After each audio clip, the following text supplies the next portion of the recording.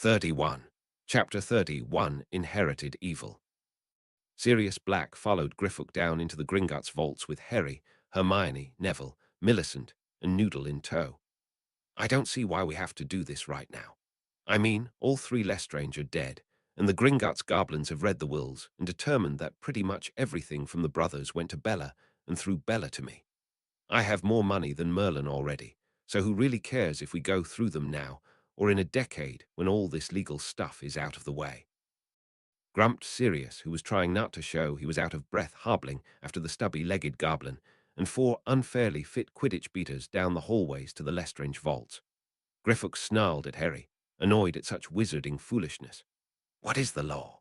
Harry happily sang the children's song he learned in Goblin preschool, his voice surprisingly cheerful, and the voices of other goblin guards throughout the caverns took up his song until the tunnels rang with goblin children's favorite teaching song.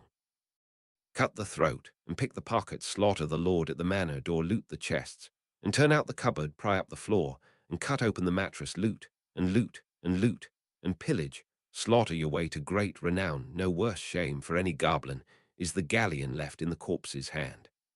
Hermione rolled her eyes and looked at Neville as Millicent was joining in with Harry's song when it started up a second time. The Slytherin girl had the uncomplicated joy of a maiden in church choir, and it seemed the Slytherin was in danger of converting to goblin on the basis of sheer and unashamed utility of their moral code. Merlin's beard, swore Sirius. You teach this to your children. You taught this to Harry. Griphook waved off Sirius' objection. Don't be silly. No goblin mother would entrust the moral training of their children to a male, as well to trust their instruction to a dragon. No, his mother and sister taught him, as was proper. Sirius drew himself up haughtily. Well-born wizards do not kill for money, he swore. Griphook stopped and looked at Lord Sirius Orion Black as if he had just said ostriches carry elephants upon their back for training. Lord Black, I reviewed your financials after your rescue. You were a hit wizard for the Department of Magical Law Enforcement. Can you remind me again the difference between an aura and a hit wizard? Griphook said with a soft smile. Sirius, who was justly proud of his very dangerous profession, threw out his chest and gave the explanation he always gave lords he wanted to impress, or women he wanted to sleep with. Auras are paid 5 galleons a day to hunt minor criminals and detect dark wizards. Hit wizards are paid 20 galleons a day to kill those dark wizards and dangerous magical beasts the auras either are afraid to go after or have already lost auras fighting. Sirius said. Millicent, the seeing eye Slytherin, guided Sirius to the goblin's point, saving hours of thinking for the average Gryffindor. So you killed for money, just not very much of it, Millicent said, for clarification.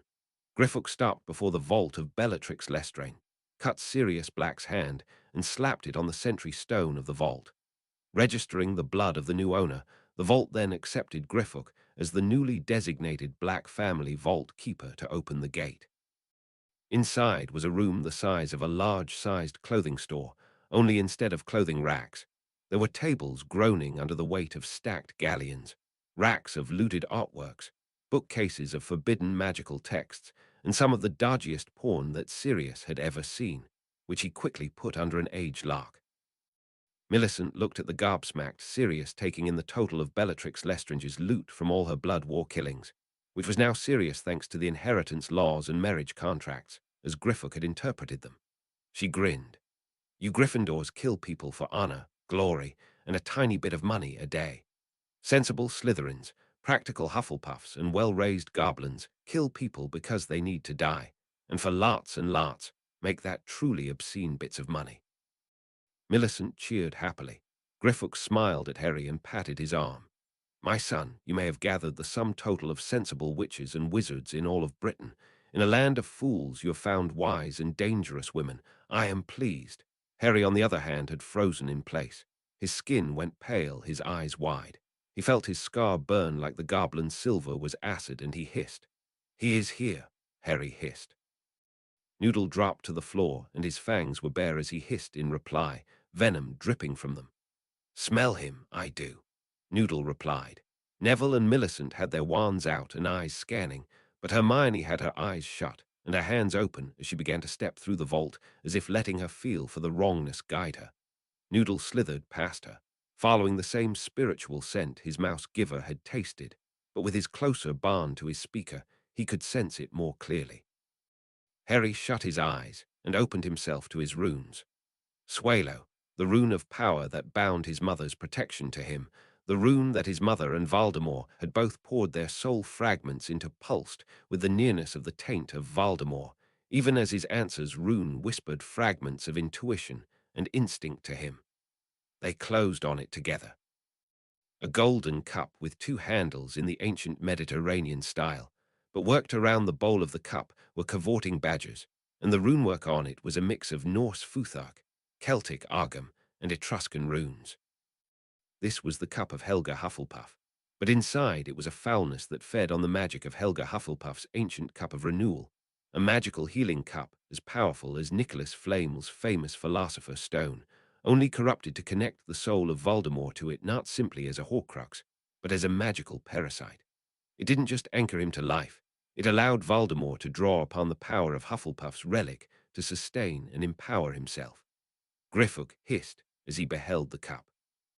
This will take a dozen curse breakers and at least a month to hope to challenge. Even then, we may lose people. The foulness in no way makes the cup less powerful. If anything, it makes the cup's defenses stronger. Sirius' wand hand trembled.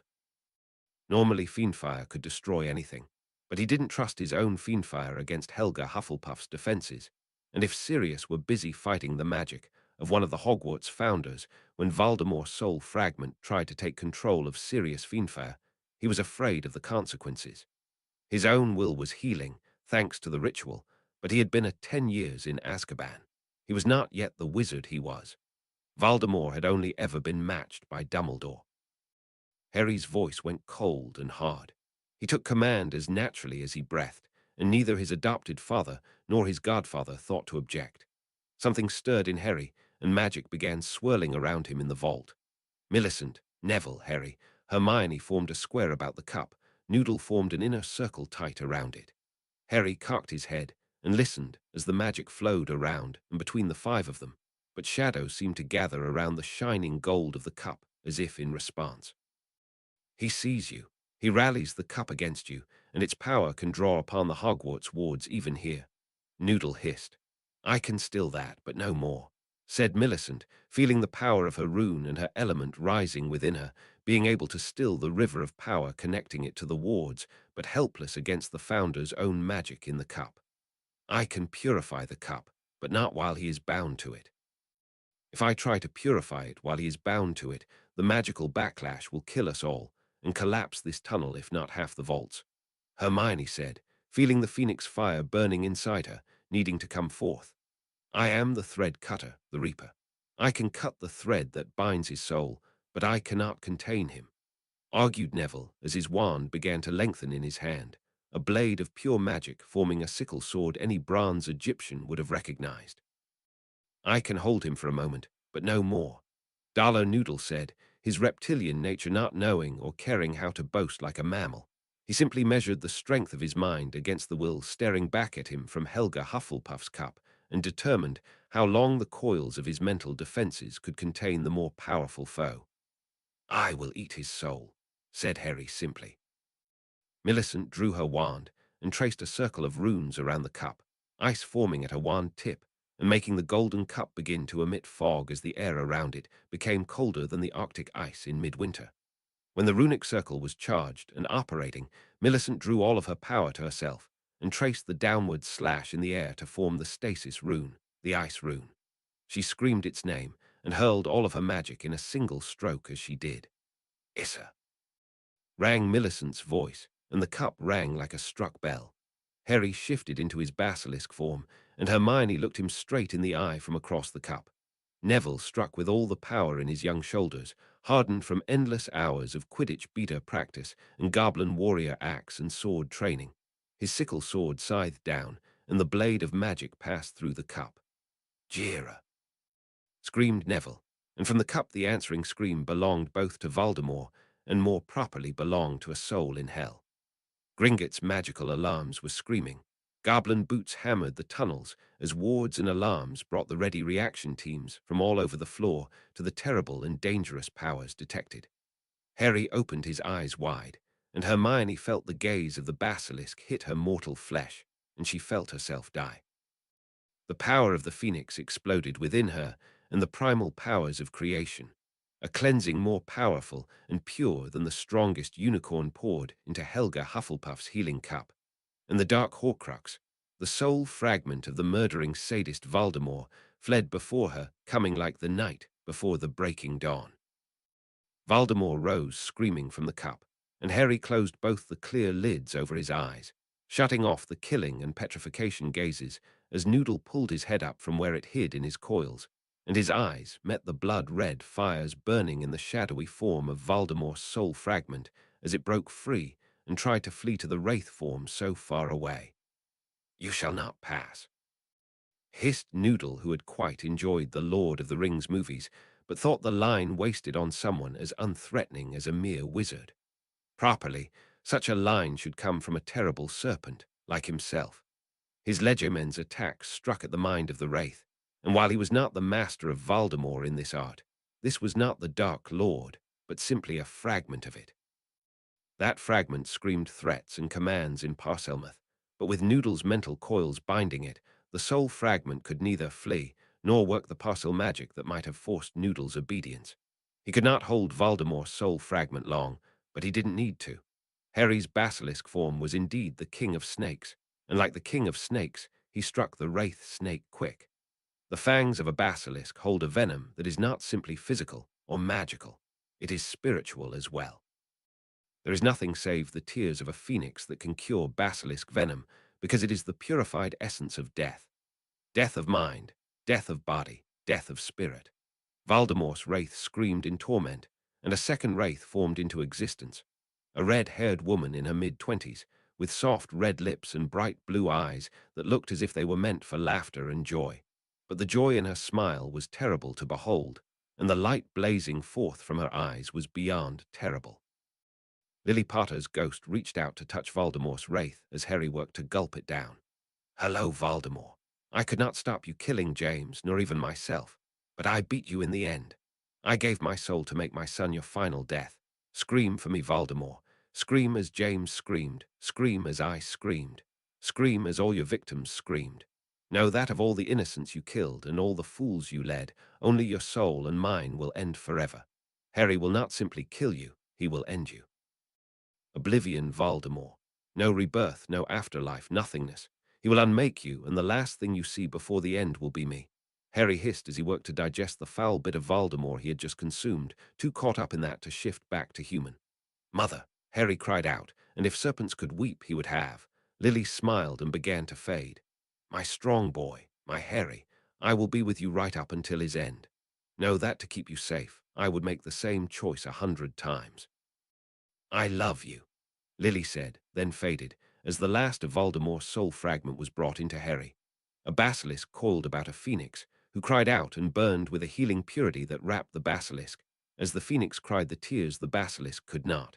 Millicent rose and broke the circle of ice runes that bound the cup, and handed the cup of Helga Hufflepuff to Neville Longbottom, himself the totem of Helga's house. Sirius staggered backwards, babbling almost incoherently. "Morgana's tender titties. Harry is a basilisk. Lily's a ghost. Harry just ate Voldemort's soul like it was a cauldron cake. That was a blood Horcrux. I wouldn't touch the damned thing without Mad Eye Moody, a dozen auras, and as many unspeakables as I could beg, bribe, or threaten into helping out. Dumbledore wouldn't try that alone, let alone 4 Merlin be damned third years." Sirius sputtered in disbelief and anger. Griphook collapsed to the floor in relief. He let the dozens of guards and ready curse breakers pour into the room, because stopping them took effort. He needed to hold of the heart attack from watching his youngest son face Voldemort's spirit without even a weapon. "You have to understand, Sirius. Harry is a Hufflepuff. Our beloved headmaster has decided that Voldemort is Harry's problem. A Ravenclaw would find a better solution, a Slytherin would find a way to make this someone else's problem, and a Gryffindor would already have got himself killed trying to be heroic. Your idiot godson is a Hufflepuff. They just sort of put their heads together and stumble forward with a song in their hearts, not a thought in their heads, and get on getting the job done. Too stupid to know they can't win, so they end up doing it. Millicent said with a tremble in her voice that made it clear she was holding off unconsciousness from magical exhaustion only by force of pure Slytherin will. What are you worried about? Speaker had my expert supervision. If it had been dangerous, I would have at least told Mouse Speaker to run away. Noodle said from where he coiled, too mentally fatigued to even bother slithering to a warmer part of the floor. Neville smiled as he carried the heavy Hufflepuff cup to where he could slump beside Millicent on the floor. "Relax, sir," said the ever-polite Hufflepuff Longbottom heir. "We do way more dangerous things all the time."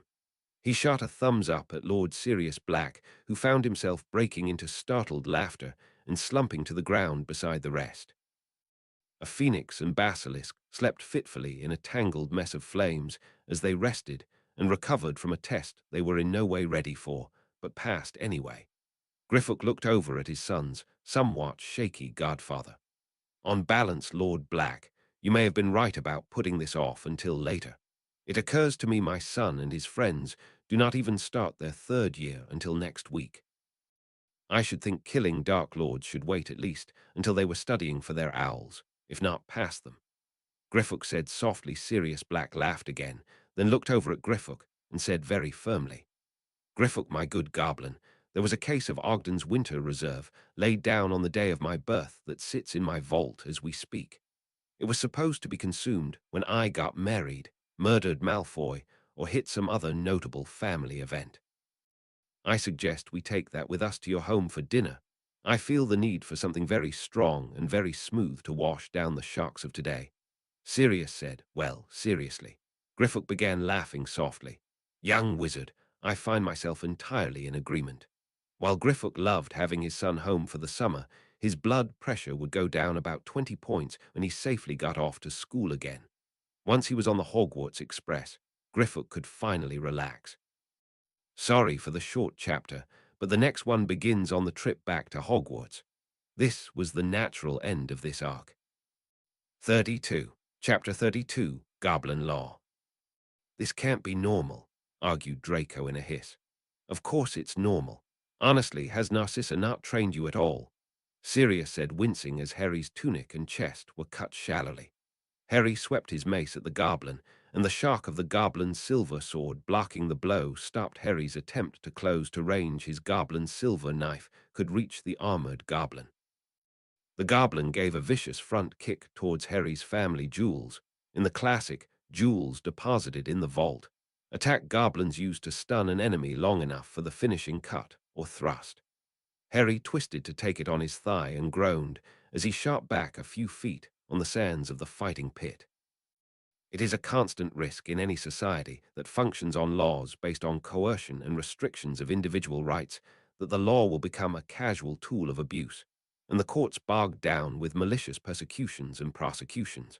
A reasonable restriction on access to counsel limits frivolous use of the civil judicial process," Hermione said with disturbing cheer. Millicent shouted out, "Nice dodge, Potter. Way to protect the old twig and berries." She then turned to Draco.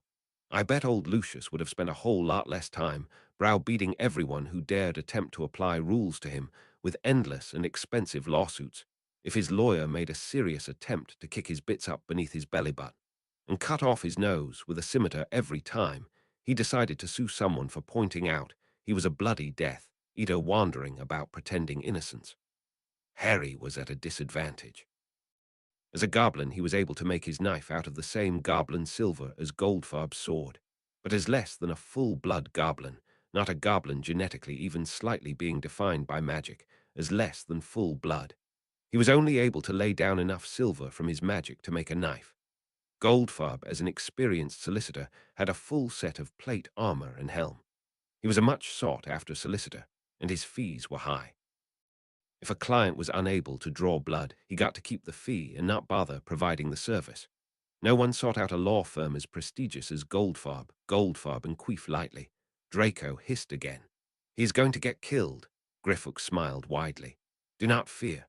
He may lose a limb, some blood, and probably a bone or two, but I have every confidence he will have his solicitor momentarily. Goldfarb cut at Harry's face, and the boy swayed just out of range, at least they thought so. The fountaining blood that covered the boy's eyes, blinding him, argued he had miscalculated. Draco and Sirius both cried out in horror as the blinded boy stepped back, mace and knife flailing wildly before him. Goldfarb stepped forward in a lunge towards Harry's unprotected chest. Neville cheered. "That's done it. Harry's got him now." Harry grinned, and Goldfarb had time to worry he might have made a mistake, as the boy with eyes closed and coated in his own blood pivoted like a dancer, trapping his sword neatly between his left arm and chest. The spin pulling Goldfarb further than his intended lunge, and into a fall that was speeded as Harry completed his spin. Disarming Goldfarb just as the half-destroyed common steel mace hammered into the goblin's silver helmet at the back, both stunning Goldfarb and dropping him face down on the sand. Harry sat astride the stunned goblin and pulled his helmet back. Sliding his goblin's silver knife to cut the strap of Goldfarb's helmet, he unhelmed the goblin and reintroduced the knife to the attorney's throat.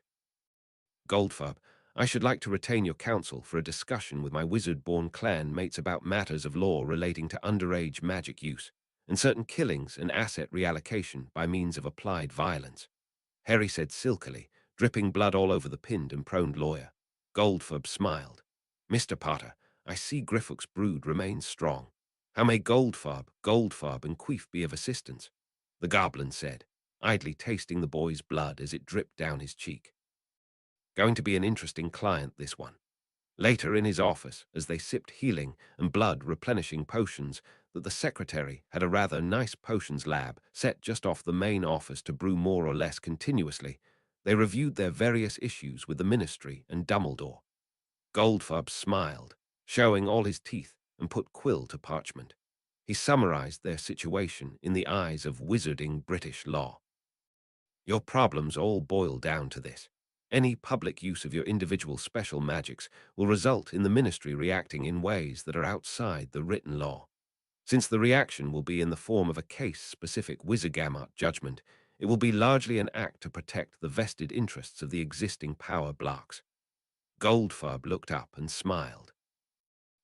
Will certainly be a problem as long as Dumbledore sees your magic as a threat to his light faction and Lucius Malfoy to his dark faction.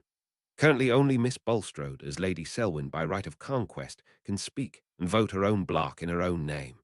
Although an adult for the purpose of her own seat, she is still a minor until age 15 and unable to cast the proxy votes of the other houses. Turning to Sirius Black, he smiled wider. Should, however, Lord Black take his seat in the House, he could, if given the proxy of Lord Potter, cast his votes as well, and with Regent Longbottom's cooperation, it would be enough to split the light and dark faction to the point that the neutral vote will be decisive.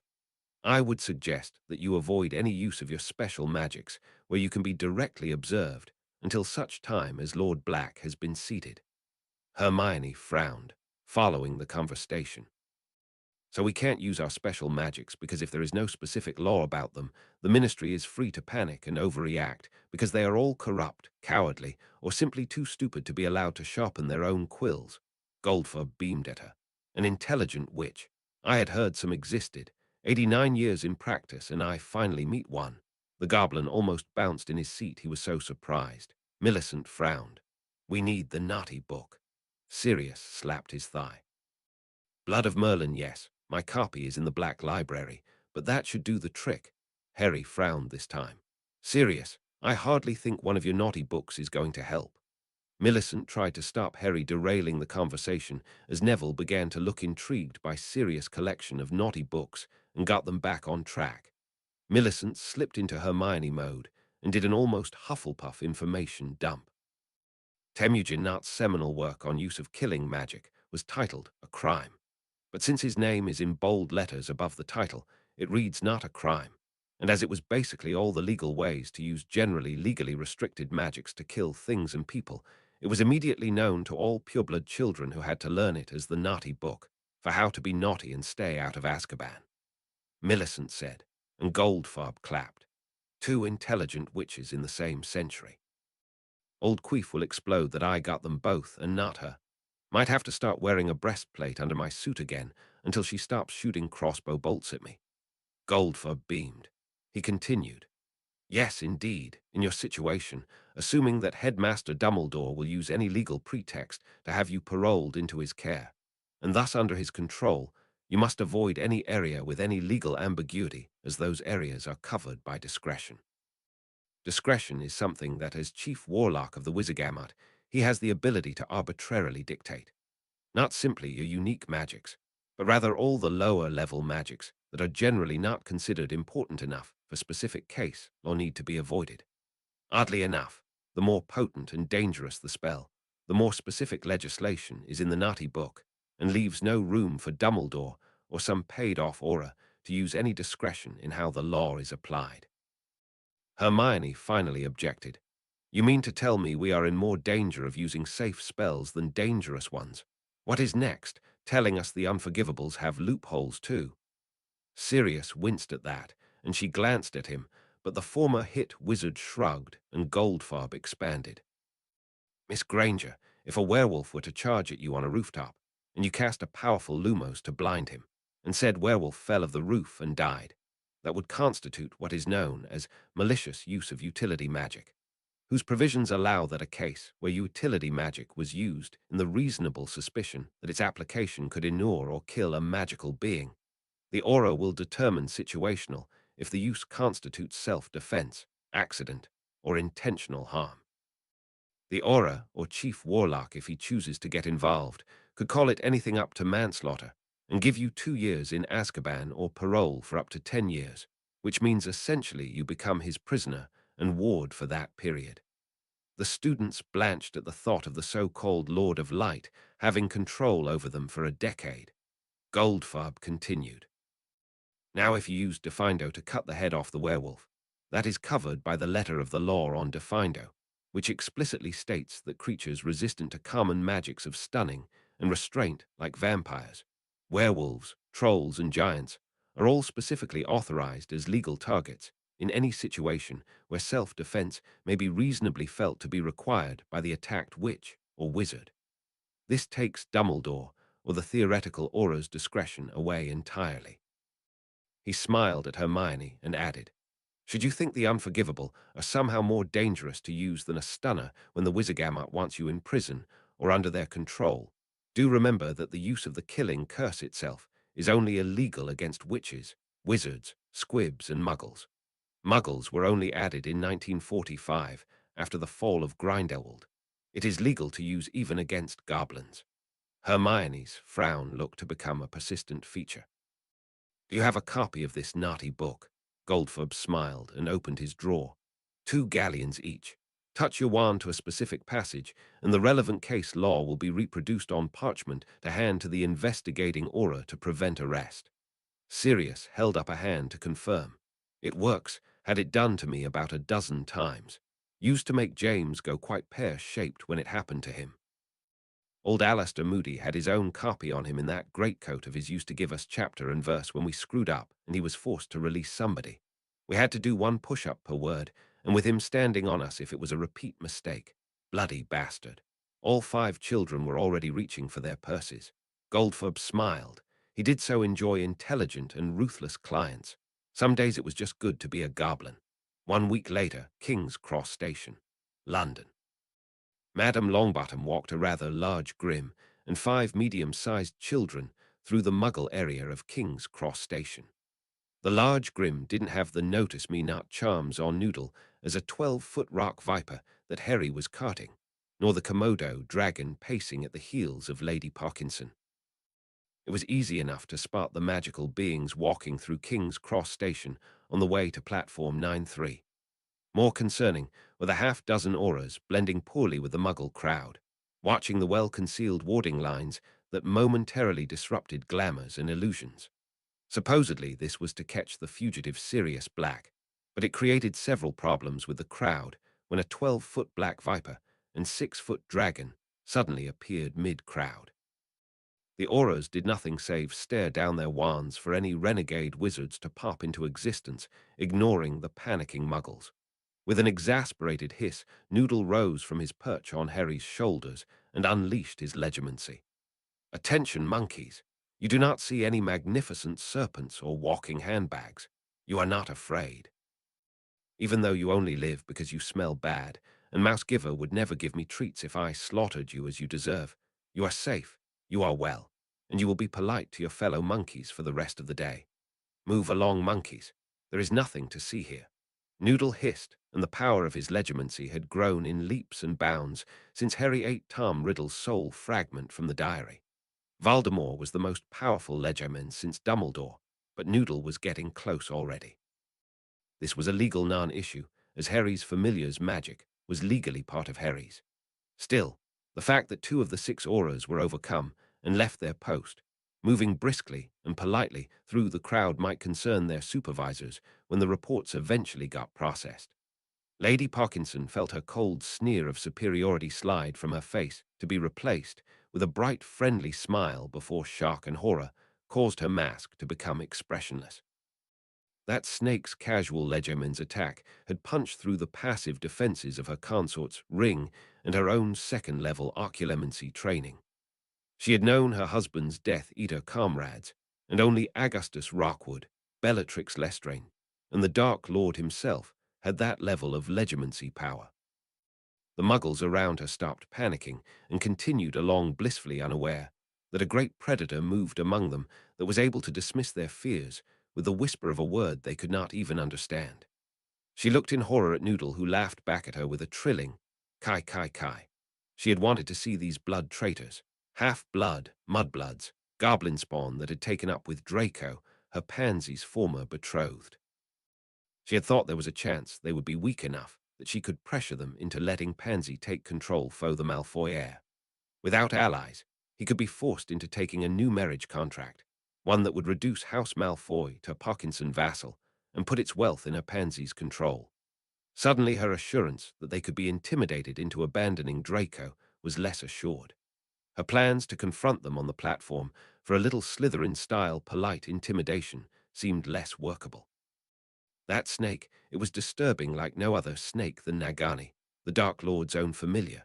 If young Harry Potter was a rising Dark Lord, then her desire to put House Parkinson in his path seemed unwise. Her house was sworn to Voldemort, but she had no illusions the Dark Lord would intervene to save them before he was strong enough to move on his own will. Better to wait and watch. Scavengers win little glory, but grow fat in every war. Harry felt them when he passed onto platform 9-3, the Dementors, the oily feel of the cold thoughts worming along the defenses of his brain, clotting tendrils of foulness running over the edge of his soul. He heard in his mind his first memory, James Potter telling Lily to take Harry and run. He heard again the death of his father and his mother. The Dementors dragged the pain of those memories and tried to use them to suck a piece of his soul and magic away as their food. His own power roared up in answer, and his eyes blazed the green of the killing curse as he turned to the Dementor's handlers. A newly 13-year-old boy should not present a threat to a pair of armed and trained auras, especially hardened Azkaban guards, but Harry's voice was a promise of sudden and deadly violence as he addressed them. "Your beasts dare to attack me. If they are under your control, and they dare attack Heir Potter of House Potter on the territorial ground of Hogwarts when I am under the protection of Hogwarts, its wards and headmaster, I will construe this as an act of war. As a goblin minor of Gringotts, this will also be an act of war against the goblin nation, and all of your personal and family vaults will be subject to immediate seizure." Aura Standish sneered at the boy. "You ain't no goblin."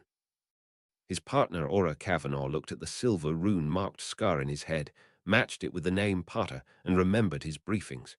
This was in fact the boy who lived, Harry Potter. The scandal of his being found in goblin custody was quite the story for the last 2 years. Easy, Standish. He was adopted by one of the gold-mongering little vermin. It's disgusting, but legal. Aura Kavanaugh said, gripping Standish's wand arm.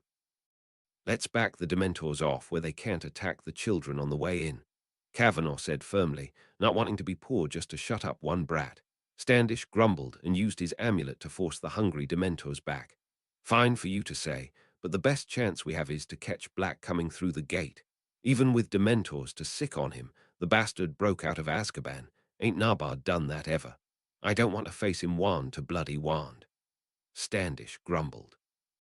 Besides, you know these beasts are only cooperative because they get to nibble on the little ones. Nothing as sweet to a Dementor as the fear and pain of children. Taking it from them is like trying to wrestle a chocolate frog from a fat kid. Generally, more trouble than it's worth. Standish complained, having to wave his amulet to drive the Dementors back to where they could not reach the children. Augusta Longbottom sneered and kept her wand drawn as she escorted the children to the train to board.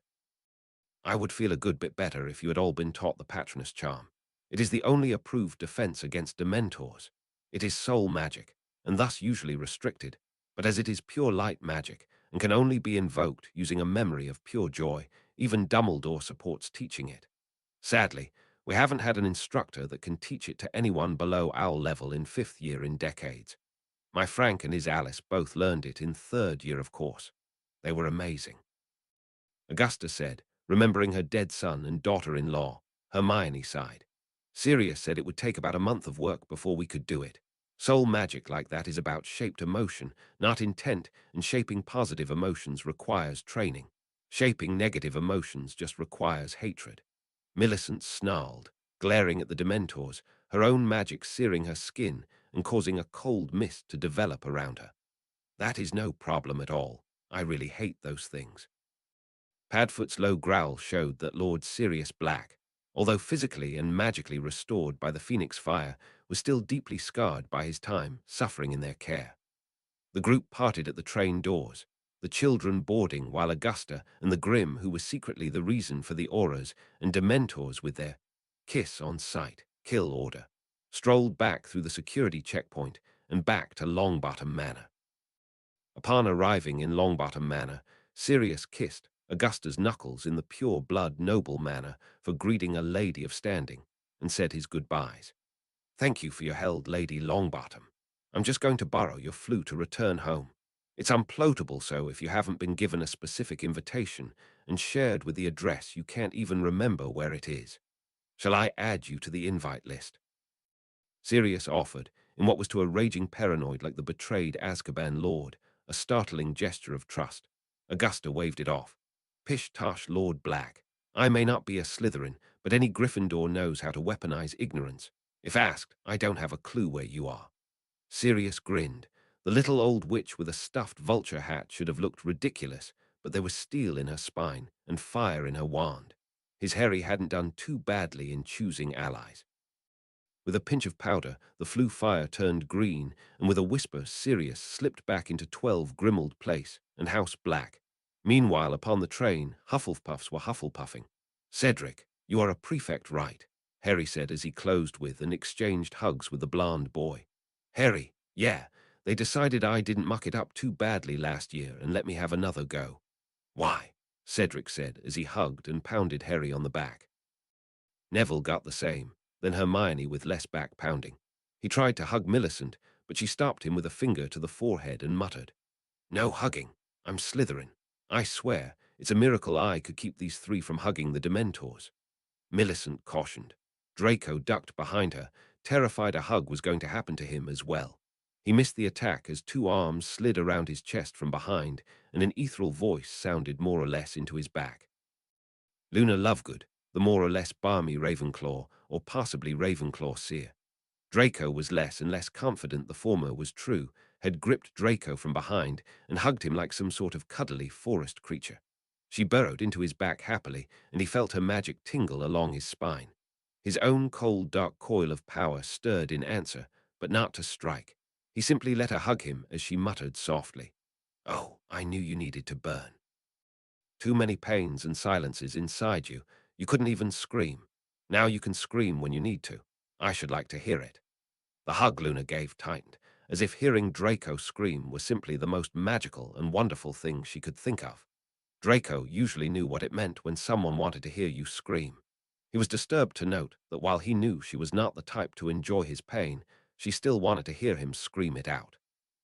He was sure why that was mattered, but his Slytherin and Malfoy training failed to detect any possible motivation. Luna proceeded to hug all the available Hufflepuffs, proving that Ravenclaws somehow knew this magic as well. Or perhaps it was because she was mental. Draco was happier when he believed that. Cedric was looking at Harry as they finished their Hufflepuffian hug-off, and Draco just about died of shock, as Harry simply stated outright. "Hey, Cedric, we found Helga Hufflepuff's cup and thought we should give it to Professor Sprout. Could you let her know when we get to Hogwarts?" Harry said simply. Draco was working himself into apoplexy. One of the artifacts of the Founders, one of the most magical objects in the history of magical Britain, and they were just going to give it to the head of Hufflepuff House.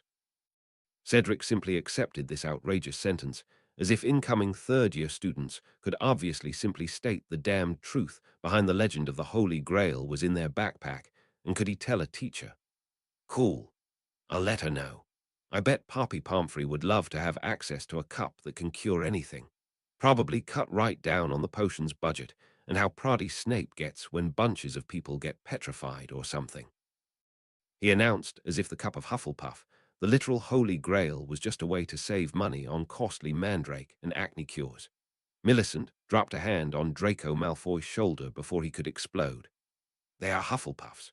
You just have to accept that in matters of personal advantage, monetary advantage, even Gryffindor-style fame and glory, they may as well be blind, deaf, and certainly quite dumb. I mean, they use words like donate like they aren't curse words. Millicent said with a dramatic Slytherin shudder. Hermione glared at her. "We ask for receipts for monetary donations. They are important for tax purposes. Fiscal responsibility is part of your duty to house and nation both," she said primly. Millicent asked sweetly, "Going to ask Professor Sprout for a receipt for the cup of Helga Hufflepuff?" Neville blinked at that. "How could we? I mean, it's priceless." This time Draco did scream.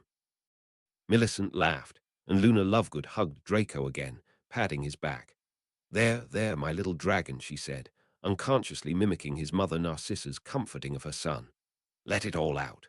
Cedric and Harry looked at the screaming Draco as Harry nonchalantly handed the Hufflepuff prefect the most powerful and magical object known to still exist in wizarding Britain like he was returning a library book.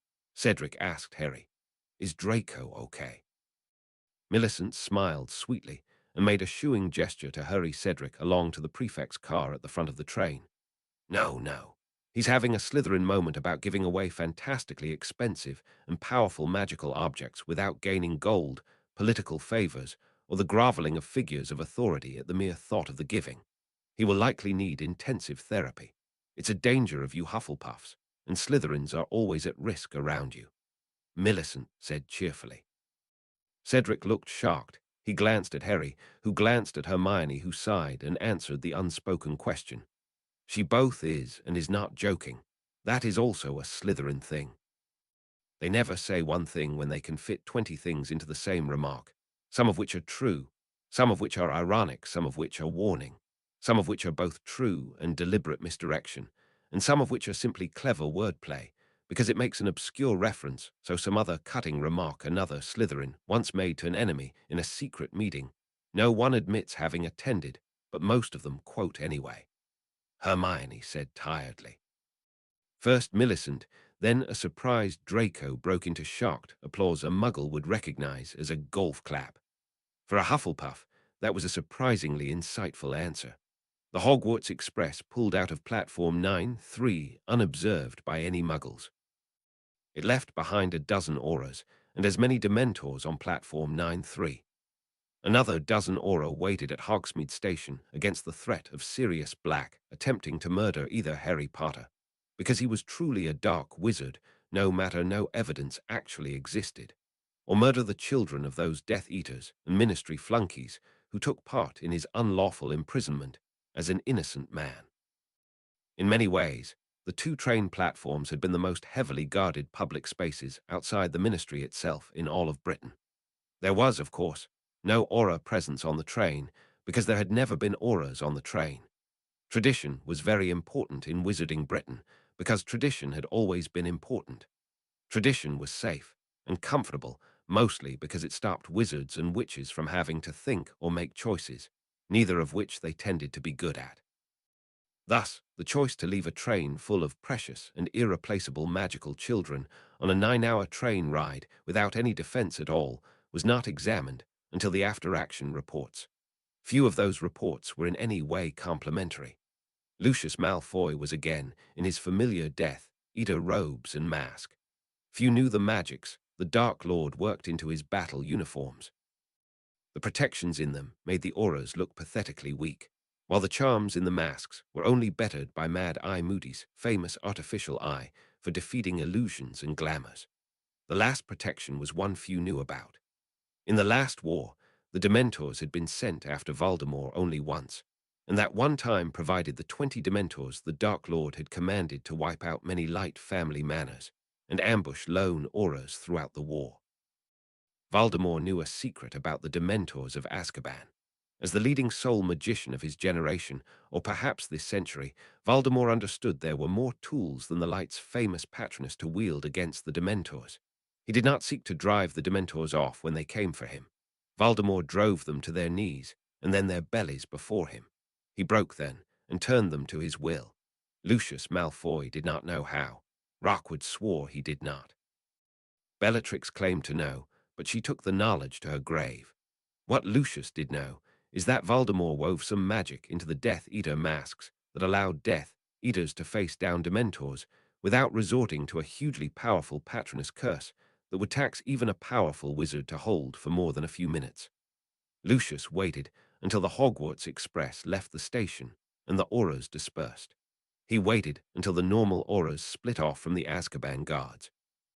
Nobody liked prison guards, and even fewer than nobody liked Dementors.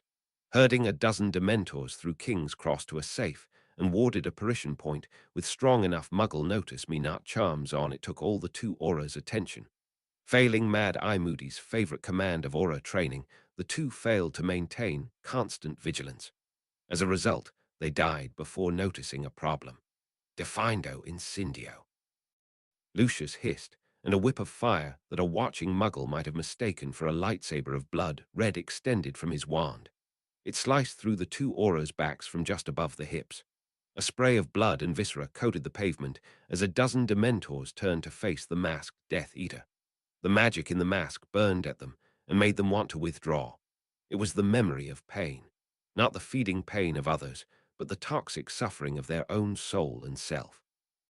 Although they wanted to close with and kill this weakling, they dared not. He bore the mark of the Dark One, the one who conquered. The Dark Lord rises again. When the time comes, he will call all of your kind from Azkaban, and your thousands will be given free range over cities of millions to rip the souls of the Muggles and swell your numbers beyond measure. Lucius promised. It wasn't true. The Dark Lord knew Dementors were the enemy of all humanity. He would use them against the Muggles and those wizards who opposed him, but he planned on expending them to save his own troops. They would know slaughter beyond their wildest dreams, and in that frenzy would not stop to notice the cost to their own numbers. The Dark Lord loved to spend the lives of those he disdained to do his most dangerous work. Lucius both admired and imitated this in his own life. For now, you will seek the boy with this blood. You will find him on the Hogwarts Express train you just guarded. You will bring him to me unharmed. Lucius commanded, holding up a vial of his son's blood from his family ritual kit. No member of the family was exempt from his blood magic. He had learned that from his father Abraxas. Abraxas had two older brothers until he got into his father's safe and made himself an only child, and thus heir. Lucius had done the same to his single brother. This was the way of the Malfoy. The cunning killed, the trusting died. The Dementor's voice rasped in his mind. He didn't know if he spoke to one or all. The voice was like a chorus of 100 buzzing bees mixed with the screams of something burning alive. Aye, we hunger. Children sweet scream feed. Not allowed children sweet scream feed. Aye, we hunger. Carry child hard, aye, we weak. Need children sweet scream feed. The Dementors argued. Claiming to be too weak to carry Draco back, the wanted permission to feed on the screams and suffering of the other magical children on the Hogwarts Express. His former allies had not helped him when Narcissa Black took back her name, gutting his fortune and burning down his secret trove of blackmail, cursed objects, and secret funds with Fanefire. She neutered him financially, politically, and physically, and his supposed allies simply laughed at his sudden weakness. Let their children die screaming beneath the Dementor's kiss. The Dementors would return his heir to him, an heir he would beat some obedience into, if not by crude muggle whip and cane, then with the imperious and carefully crafted punishment charms when thoughts of rebellion crossed his little largely empty mind. Draco was his heir, an empty vessel to be filled with Lucius' reflected glory. He was to be Lucius' immortality, not his mother's pet. Go then. Feed on every child on that train save Draco. Bring the boy with this blood back to me, and I will see you free to ravage all of London when you return. Lucius Malfoy swore. It was true. He did not command the auras, so he had nothing to do with the kill teams of unspeakables and auras that would descend on renegade Dementors. There were less than a dozen wizards capable of killing Dementors in all ministry service. If the Dementors were stupid enough to disperse into London in a muggle-feeding frenzy, they would all be hunted down and killed. No one would think to look for a single missing child when the death toll included every wizarding child in Britain and some hundreds of thousands of muggles. Bury the truth beneath enough bodies, and no one will have the heart to dig it out. That had been a saying of the Dark Lord during his first rise. Lucius learned it well, and knew it to be true. Draco would be his, and Dumbledore would sit in Hogwarts on his throne, awaiting a train load full of soulless dead children. The vengeance of House Malfoy begins now. The Dementors fled into the sky, and after the departing train, the mad laughter of the Death Eater disturbed them in ways they could not understand. 33. Chapter 33, Dementors in Paradise. The front of the train belonged to the prefects. No one begrudged them the luxury of their extravagantly outfitted car, because with it came responsibility for the disembarkation in Hogsmeade, and the loading of second year and up onto the carriages, with all the happy socializing and the remembered feuding that both seemed to only intensify on the long train trip. Slytherins tended to be behind the prefects for the three most Slytherin of reasons. It put them in the closest proximity to power. It put them in the closest proximity to authority figures should they be attacked. And of course it put authority figures, the whole Slytherin section, away, with various deniable delays possible should the Slytherins decide to go attack someone else. Ravenclaw stuck to the middle because they didn't do drama, and wrapped themselves in Hufflepuff compartments, so that the unsorted first years could find someone who lacked the ability to tell the little parasites to shut up and stop bothering them, and who might actually feel somehow responsible for helping and educating children who were only 25% likely to end up in their house. The back of the train belonged to the Gryffindor troublemakers who wished to be as far from the prefects as the train allowed, so they could be as noisy and rambunctious as an equivalent number of 5-year-olds on 10 pounds of sugar washed down with a pepper-up potion. This year, the replacement defense against the dark arts professor was napping in the Gryffindor rear car in the hopes that reliving his glory days on the Hogwarts Express would spark a desire for teaching in him. Since he was both a werewolf the day after the full moon and a mid-30s man trapped in a room of teenagers who had all the energy he vaguely remembered having, and none of the self-control, shame, good sense, or self-preservation he had picked up since being one of them, Remus Lupin was growing more tired with every passing kilometre. This unfortunate geography meant that those capable of casting the Patronus charm were located in the last car of the train, Remus Lupin and Katie Bell, and the front of the train, both Ravenclaw prefects, the head girl from Gryffindor and Adrian Pusey, Slytherin prefect. The target the Dementors were seeking, being Draco Malfoy, was in the middle of the train, surrounded by the tastiest of morsels, young witches and wizards with lots of innate magical talent, but little to no ability or training in using it. This particular setup was not deemed an issue, as the Hogwarts Express had wards that caused muggles to not only not notice it, but be actively repelled by it. During WW2, the wards had proved so effective they diverted whole German bomber wings nearly an hour flight off course to avoid passing near the train. The train had powerful anti-apparition wards that made it impossible to board via portkey or apparition. It was unplottable, so could not be remotely scryed to make a physical interception by anything that couldn't simply fly down the tracks. until they spotted a shiny red train full of tasty, tasty students. Sadly, the dozen Dementors dispatched by Lucius Malfoy were indeed able to simply fly down the tracks faster than a train, and lacked the physical senses the existing charms befuddled to stop magical beings from targeting the train. This oversight occupied several paragraphs in the DMLE review, cited in several related disciplinary hearings. On board the Hogwarts Express, the laughter and cheer of the Hufflepuff Center, even with two Slytherins and an odd Ravenclaw along for the ride, was looking to rival the Gryffindor cars for boisterousness. The continual stream of people to and from the Hufflepuff and unsorted compartments were little more than Hufflepuff's Hufflepuffing, but given so long away from their fellow Hufflepuffs, when reunited it only made them Hufflepuff harder. The introverts in Ravenclaw watched whatever you would call an orgy if instead of wild perversion and decadence, you got a lot of friendly hugging and decency, in undisguised horror, and kept their compartments firmly closed. They liked Hufflepuffs individually, but collectively, they were like 60 preschool teachers looking for someone to cheer up. It was, however, the Ravenclaw cars that noticed the problem first. Tanny's Tanaka shivered and looked at her window. She looked in alarm to note that frost was covering the window, slowly creeping in from the edges while she watched. In a very Ravenclaw attempt to find out what was wrong, she pressed her face to the window to see what was going on. It had been a bright, sunshiny day with full, late summer heat, but now the sky seemed dark. Pressing her face up to the window, she saw the sky was black with flying shapes. Not the clean shapes of birds, or the jagged shape of witches on brooms, but the flowing, ragged wrongness of Dementors, each seeming to darken the sky around them. She opened her mouth to cry out, but suddenly one darted down, and she found herself looking inside the hood at hungry red eyes that stared into her soul and began to feed. Whimpering, Tanny's Tanaka remembered being chased through the Muggle Mall after she had lost her mother's hand.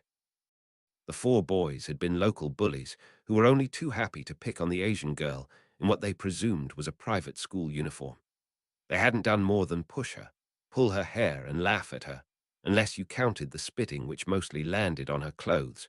But it had triggered a bout of underage magic, which put one of the boys into the hospital, and she was never sure she was told the truth about the boy even surviving.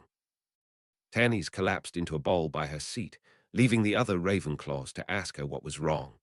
None of them looked out the window, which was fine. The Dementor was already moving between the cars to find a door into the train itself.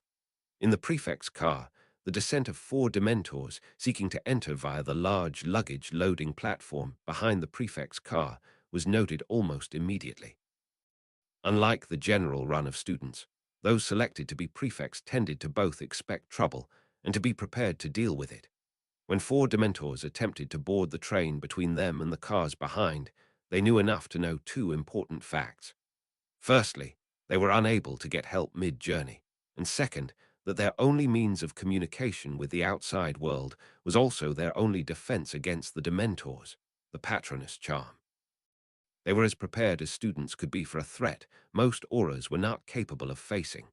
All their training told them that a single Patronus charm was enough to drive a Dementor away.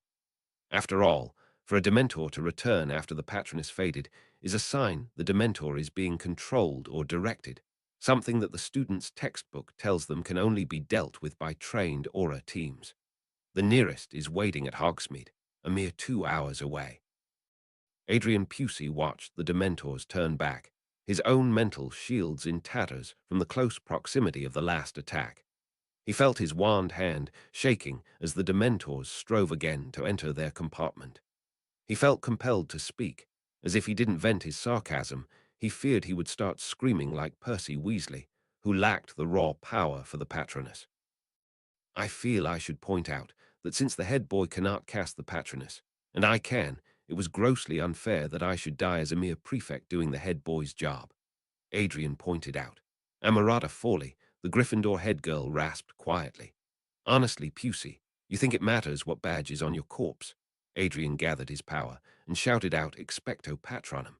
With a roar, and his glowing silver toad hopped at the Dementors struggling to get the door open to the cars behind. Its lashing tongue driving them off, but the toad was already fading as Adrian's power faded with it. Adrian slumped down, his wand slipping from his fingers. He watched Amarada Fawley cast her last Patronus. A glowing Canada goose flared from her wand to charge fearlessly at the Dementors to drive them away. Her nose was bleeding and her chest heaving as she spent the last of her strength. Adrian looked up at her and smiled. If I die, I will be a bitter disappointment to Father and confirm Mother's opinion of me. If I die as head boy, I will be only a slight disappointment to Father and might just surprise Mother. Amarada Fawley collapsed beside him, too tired to cast her Patronus again. She plucked off her head girl badge and jammed it onto Adrian's robes clumsily. There now, you are head girl. That should shock both of the bastards into the grave right after you. Amarada said, tucking the Slytherin prefect badge onto her Gryffindor robes, uncaring what investigating auras would read into it. Adrian began laughing, then swore. Bugger Amarada, they aren't coming in. They are going for the kids. The two of them shared a look and struggled to stand. The Dementors were boarding the train and headed inward. Minutes ago, at the last car, the Gryffindor game of Exploding Snap and the ongoing stinging hex war between the Weasley brothers and all three Gryffindor chasers were both interrupted when the shabbily dressed man, sleeping under his copy of the Daily Prophet, shot to his feet and glared at the car with eyes that glowed a dangerous gold. Dementors. There are Dementors trying to board the train. Who among you knows the Patronus? Remus asked, because he knew that even the weakling Peter from his old friends, the Marauders, could cast it by third year, as could Lily Evans. Surely there had to be prodigies like that at the school still. Himself, this close to the full moon, his power was nothing but dregs. Katie Bell held up her hand. I can me mums an aura, and expects me to get O's on my dada for both owls and newts. Remus looked around for other volunteers and got nothing but wide, terrified eyes. That is it. One girl can cast it, Remus asked in disbelief. You have to understand, began Fred. All our Dada instructors are shite, continued George, or Dark Lords. Objected Fred, or both, concluded George. Taking turns, a glowing silver bunny and a shining silver wolf drove the Dementors back from the space between the cars they were trying to use to board. After each attack, Remus felt himself growing weaker. Katie Bell was already on the dregs of her strength. She turned to look at Remus Lupin with wide, terrified eyes and a trembling voice. I thought the Patronus would make them run away, Katie said in horror, as the Dementors returned again and are unable to conjure more than mist this time. Remus remembered the war and Voldemort's Dementors as they attacked again and again, even suffering death under the physical attacks of multiple Patronus, just to close with and kill those Voldemort marked for death. He saw these Dementors showing the same focus, and unlike James and Sirius, he had never wanted to be a combat specialist. This close to the full moon, his power was even less their equal than it was normally. He looked at the one student able to hold her own, and knew the two of them were not going to be enough. He smiled at her and said softly, You have done wonderfully, Miss Bell. When we get to Hogwarts, I will award Gryffindor accordingly. His smile did not reveal the slim chances of his living to do so, or her living to see it. He cast his last Patronus. Seek out Rufus Scrimgeour at Hogsmeade Station. Message is Dementors attacking Hogwarts Express. Have suffered repeated Patronus attacks and return to attempt boarding again. I believe them to be directed, as during the war.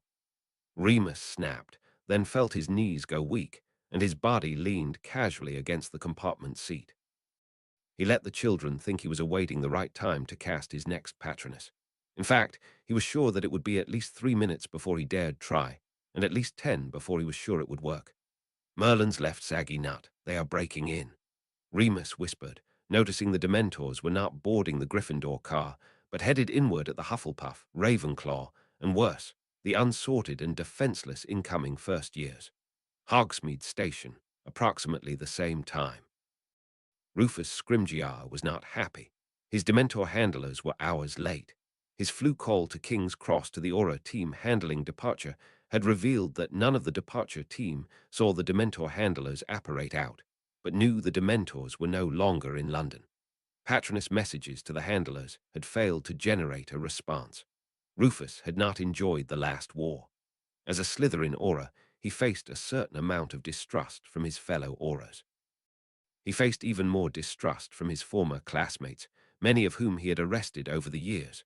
While he knew that Gryffindor supplied the bulk of the Aura Corps, they were bigger on charge than thinking.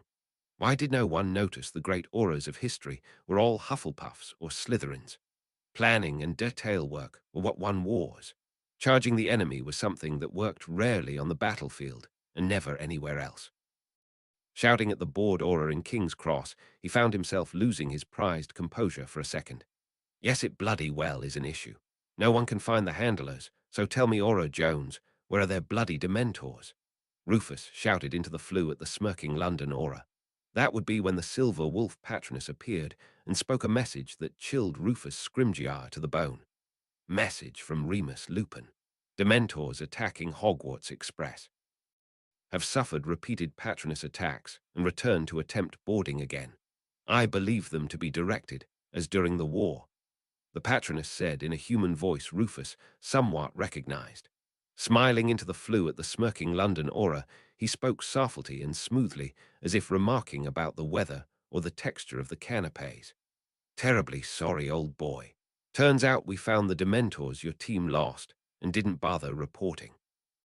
They are currently overcoming the limited student resistance and single teacher, and a dozen of them are about to murder a whole generation of wizarding children. You will excuse me, I rather think someone should respond to this. Good day, Rufus said, tipping his bowler hat, then slamming shut the flue connection. Right then, you lot. RC's on brooms. Dementors are on the Hogwarts Express. Anyone who slows down I will feed to my houseplants. Rufus roared, pulling out and expanding the shrunken broom he kept in his pocket. If any of his detail did not have a broom on their person, they would be in for a new career if he didn't actually feed them to his houseplants. If he arrived too late to save the kids, that seemed the least he could do. Luna Lovegood grabbed onto Draco Malfoy and burrowed into his shoulder. Hungry, so hungry. They are coming for the children. So cold, so hungry. Draco, all the Noggles are running away. The Raxburts hear them coming. Oh, Draco, the Raxburts are calling them. Luna was shrieking at the last. Draco wanted to push her off. Clearly she was mental and having some kind of a fit, but the rock viper Noodle came slithering over and looked into her eyes. He hissed at the compartment in general. The feeders of life. She sees the feeders of life. She sees them coming for the nestlings, and for some reason yellow-haired prey. Noodle hissed. Hermione said a bad word. Morgana's heavy flow day. Dementors are coming to eat the kids and Draco in specific. Noodle cocked his head and responded. Dollar eat nestlings. Take Draco. She does not see why. Neville frowned. I am not letting them eat the firsties or the rest of the students. I don't care if we go to Azkaban. I am not letting them kill the kids, said Neville Longbottom, unaware of the irony of his describing a train full of people averaging older than him as kids. Hermione frowned. Going to have to go public. We can't just let them die, and nobody has taught us the Patroness. That is reserved for those seeking a newt, and even then for owls or newt, it is an extra credit, not a requirement for Dada. We don't have anything else that works. Draco was feeling Luna Lovegood cling to him and shake, as if only Draco could keep her safe. That was honestly not something Draco had any experience with. He cast his thoughts into his mind to search for something, anything to use against the Dementors. He fell into a memory. Voldemort came to Azkaban. He was unmasked. His followers all wore white masks with individual heraldry on them. The Knights of Walpurgis, the Eaters of Death. Against them came a swarm of Dementors. We will eat your souls. You have no light, hateful light, punishing light to stop us. We will feed on your screams. The collective mind of the Dementors beat the air with their hunger, for the guards of Azkaban had unleashed them against the Dementors. Voldemort laughed. He held up his wand. Crucio, he hissed in Parseltongue, and the blood-red serpent of pain lashed out at the sky and dragged a Dementor down screaming. The other Death Eaters fired their own scarlet crucios at the Dementors, and the spiritual beings that lived on the pain of others found that beings formed of fear and pain are both vulnerable to pain and capable of great fear. Voldemort laughed as the broken Dementors crawled to his feet to kiss his robe. He had not killed one of them, but now they would kill at his command. Draco shot upright in his seat and shouted, Crucio, the Cruciatus curse. Voldemort used it against the Dementors in the last war. Hermione grabbed a book from her pocket and began leafing through it quickly. Neville stared at her in shock. Honestly, Hermione, you think you are going to find an unforgivable listed in a school textbook? Dumbledore would poop baby dragons before he let us learn that, he said. Hermione waved a hand at him to silence his objection. Oh, I know the curse. Draco cast it on me often enough. I suppose I mean Tom Riddle, but you can't use it on me that often and not have me learn it. I am looking up if it is legal. Neville objected. Hermione, they are called unforgivable. Millicent reached over and ruffled his hair. Oh, you sweet summer Hufflepuff. You can't make a law without Slytherin finding a loophole and two abuses. Hermione is checking the naughty book to see if we can be naughty and get away with it. Hermione shouted. Eureka! She then quoted the passage. Use of the Cruciatus Curse shall result in life in prison in Azkaban if used against an intelligent witch, wizard, squib, or muggle. The use against protected magical species is subject to fine that may be waived in cases of situational requirement. The use of the curse is specifically unrestricted against Boggart, Letherfold, and Dementors as spiritual class XXX, or better, non-physical threats. Hermione began chanting. Gemino, Gemino, Gemino, as she tapped her wand to the appropriate page of the naughty book and produced their legal precedent for the all-important bum covering. Luna looked up with wide blue eyes. You know how to cast the Cruciatus Curse, Hermione, she shrugged. Of course, learned it from Voldemort. Draco said me too. Harry grinned and held up a hand. Me three. Neville looked down at the floor. I know it. I found the codex in the family library. I swore when I grew old enough, I would find the Lestranges and get revenge for what they did to Mom and Dad.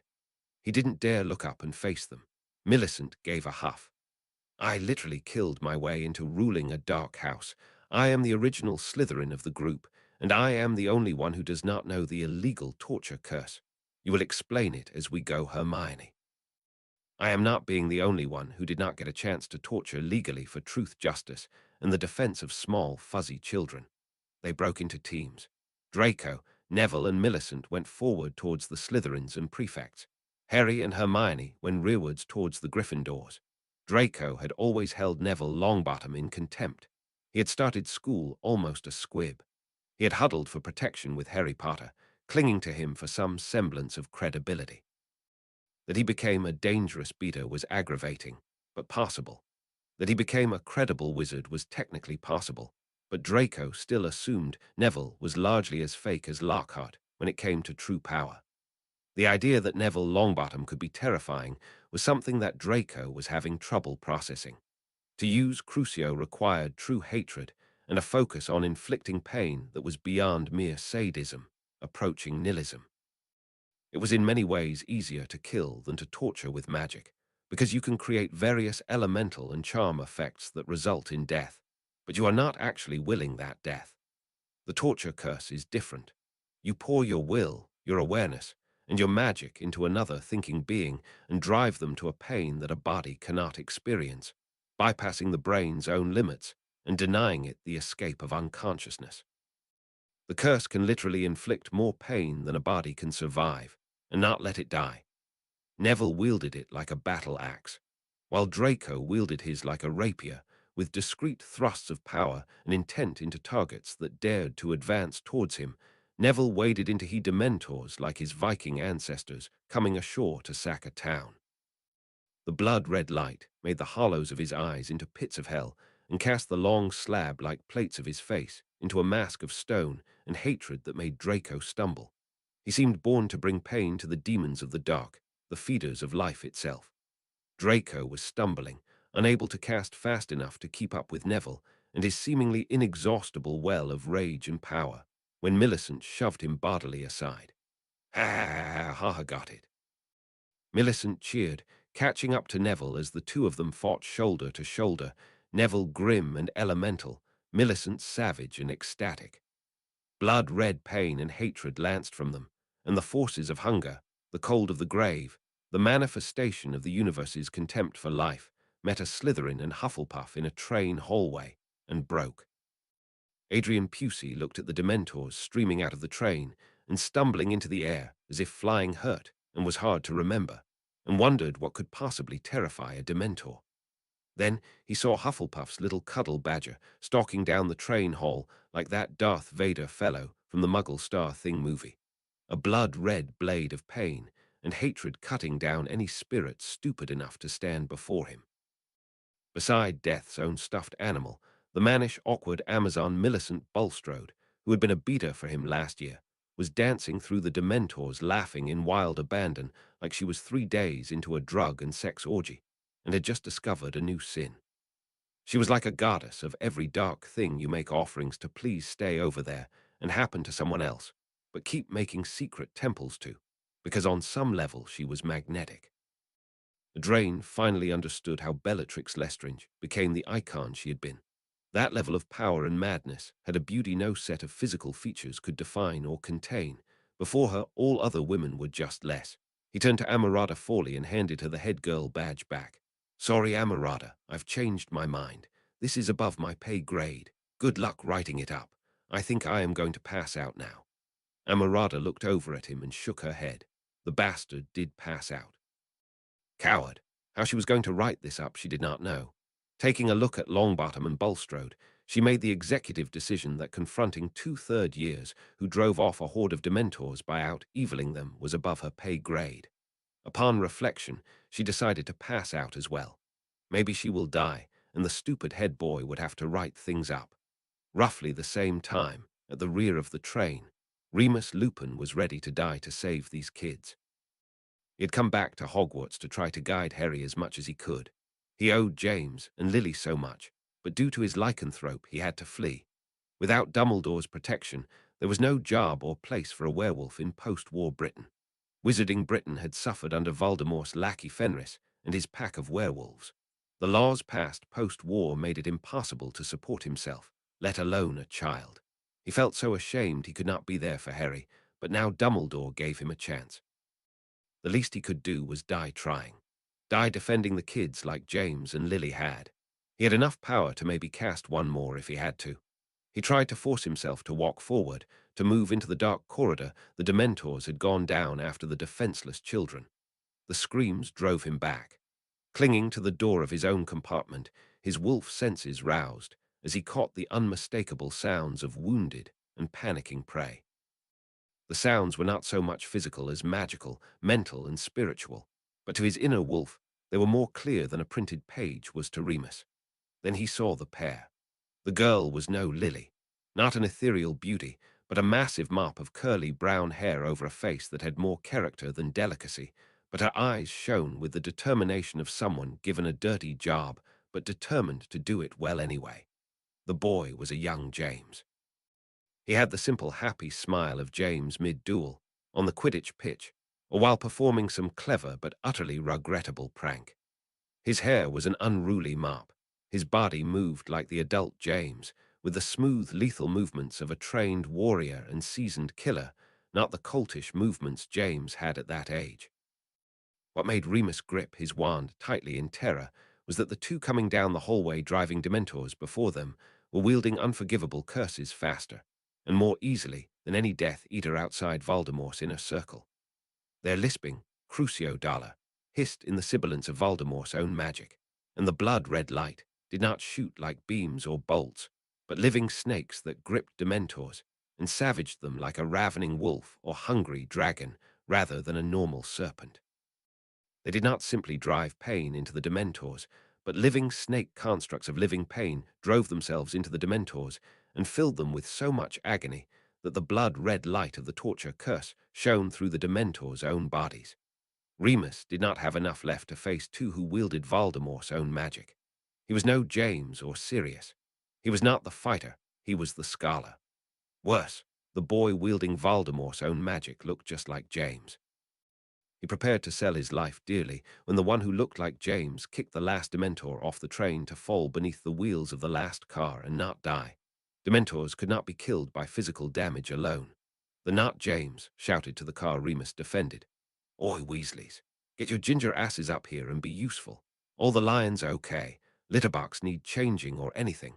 The not James shouted, ignoring Remus altogether. 2 hands came down on Remus' shoulders, one from each side. Two of the ginger idiots who had been having a hex fight earlier now were on either side of him. "Harrikins!" shouted ginger idiot number 1. "Did you mistake the Dementors for bludgers? I thought you badgers were at least brighter than the snakes that way." Remus turned to look at him in something between horror and shock when the second ginger shouted out, "Hermie, how do you keep your curls when torturing demons? Inquiring witches want to know." The girl called Hermie snorted and tucked her wand away. She shouted out to the twins, "Fred, don't worry about Ginny. She is with Luna and Noodle. He is keeping them both safe." The girl shouted. Remus looked confused. Who or what was Noodle? The boy started to shout back, "Thanks, Hermione, but I'm George." The second boy shouted back, "Thanks, Hermione, but he's Fred." The first looked over Remus at his twin. "I'm not." The second looked back. "Are two?" They shared a glance. "On three."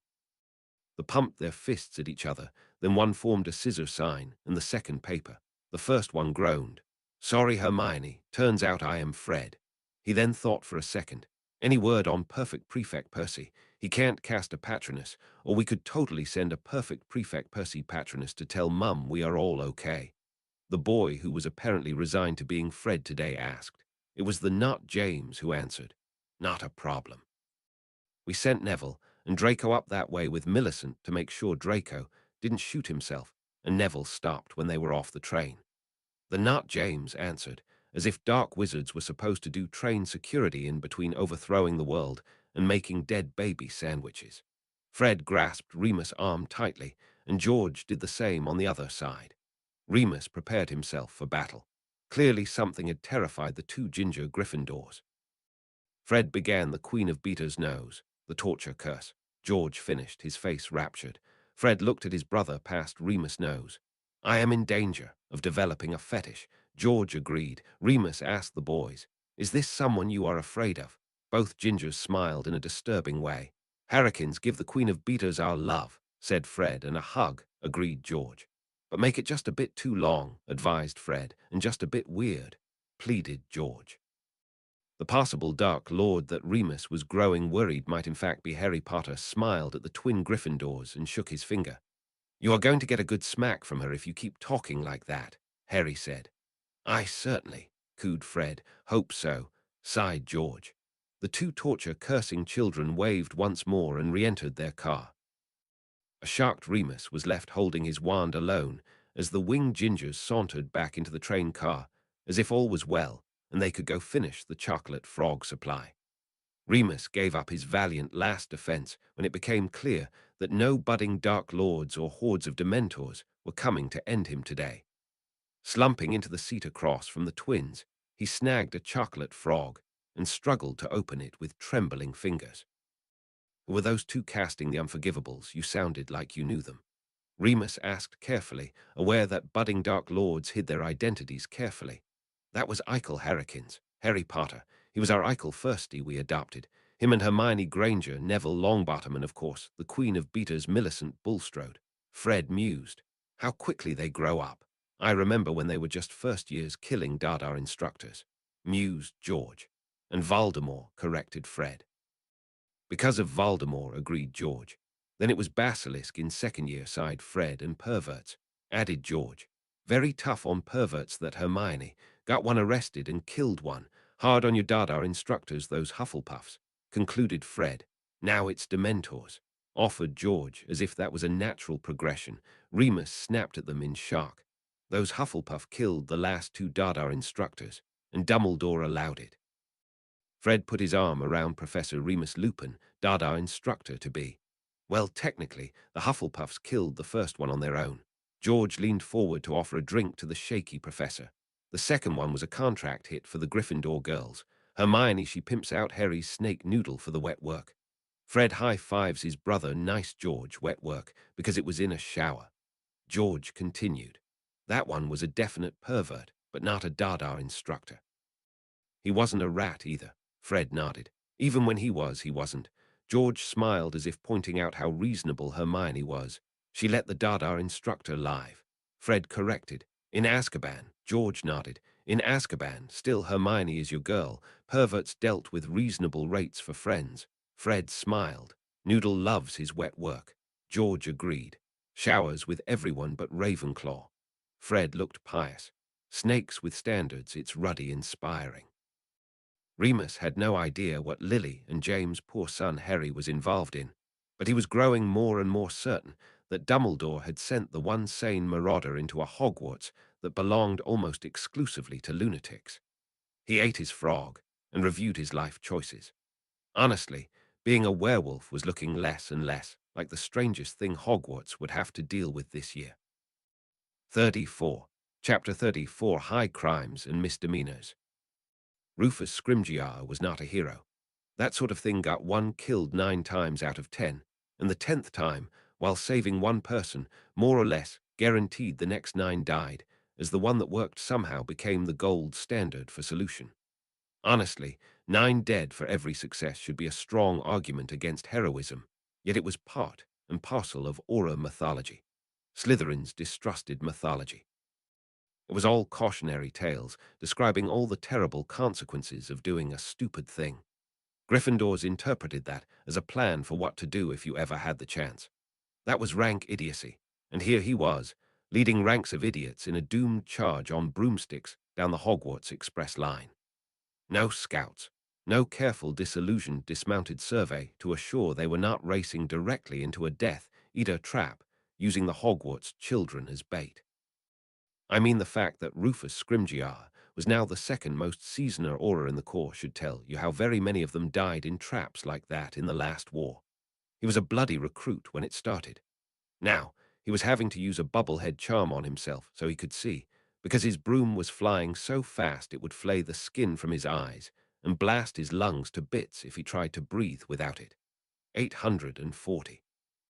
There were 840 wizarding children on that train, and a dozen Dementors of Azkaban had been ordered to attack the train. Rufus had been part of the clean-up team, body collection and identification, when Voldemort had ordered the attack on St. Percival's Rest and Recovery Center in the last war. Dementors loose against a population of wizards without the ability to use magic to defend themselves. He was a Slytherin, and a master Occlulemens. He was the master of his mind and his emotions, but by Merlin he would not be too late again. He could see the train, and he snapped his wrist forward to put his wand in his hand. He snarled, Oculus Aquili, and his vision became that of an eagle. The train rumbled on, unstoppable and uncaring as only the magics of the great families and the masters of Hogwarts could make it, unaware that its precious cargo was likely dying screaming as it steamed onward. Rufus focused his eyes on the motion at either end of the train. The Dementors were leaving. Rufus felt his rage turn to a poison within his veins. For all his ruthlessness with himself and his men, for all the risks they took, he was too late again. Before he could lose himself to emotion, the cold calculator that was his mind continued to process the intelligence his eyes were reporting. The Dementors were not leaving, they were fleeing. More accurately, they were clawing at each other in desperation to escape. Dementors do not flee from school children. A dozen Dementors being driven by a handler could overcome a warded and defended business, a noble if not noble and ancient manor, or wipe out a tactical team of Aurors and hit wizards caught in the open. What made Rufus Scrimgeour a decorated Auror was his cold, almost reptilian detachment from what was going on around him.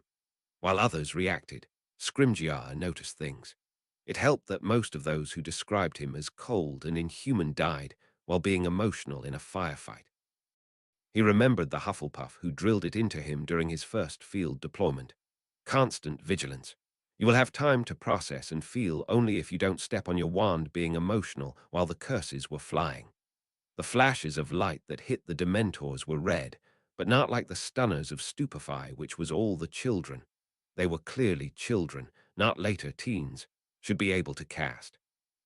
This light caused the very flesh of the Dementors to glow scarlet from within, and the Dementors fell to earth when struck, and crawled, rather than flew away from there. Tormentors.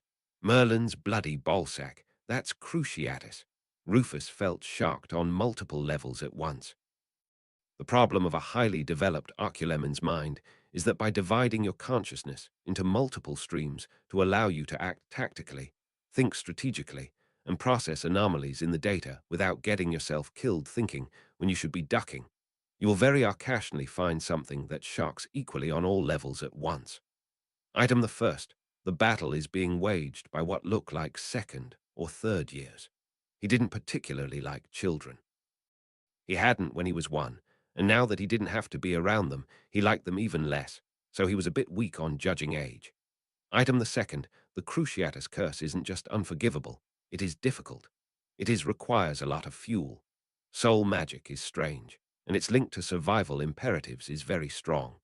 As a result, a lot of the more potent soul magic effects are rooted very strongly in the fight-flight emotional response, and very few of them favor flight. They favor hitting back. There are ones like the Patronus that feed of the desire to protect, but that is an abstract thought and requires a very delicate state of mind, a whole lot of focused intent, and a whale load of power. It was a high cost, highly flexible, and highly advanced spell. Cruciatus is different. You can spend a huge amount of magic and end up with a Cruciatus that will hurt like a bad burn on one hand, but for a fraction of the same power you could just burn the hand. If you hated well and purely, and I do mean hate with every fiber of your being, hate with an intensity so pure that when you scream your hate to the universe that the universe screams back, you could use a tiny sliver of power and bring the greatest mage in existence to his knees, helpless and broken. Closer now, Rufus could see children at either end driving the Dementors from the train like whipped and broken dogs, so beaten and broken that their only thought is to escape. The children wielded Cruciatus like the most hardened of Voldemort's inner circle, and did so effortlessly. He counted 5 of them. 5 just barely teenagers operating at the same level as the top Death Eaters, and yet they were defending 840 irreplaceable wizarding children, while the elite Aura Corps played broom racer, too late to have any effect on the battle. On the deeper levels of his mind, where anomalies were processed, Rufus Scrimgeour, senior Aura and veteran of the First Blood War, was discovering only today that the Cruciatus curse worked against Dementors. Aura training in Hogwarts Defesne against the dark arts taught that only the Patronus charm, a light magic charm of potency so powerful that only about half the Aura Corps could manage it. This was a lie. A lie 5 students not old enough to shave all seemed to ignore. On the tactical level, Rufus knew that only the Patronus could work against Dementors.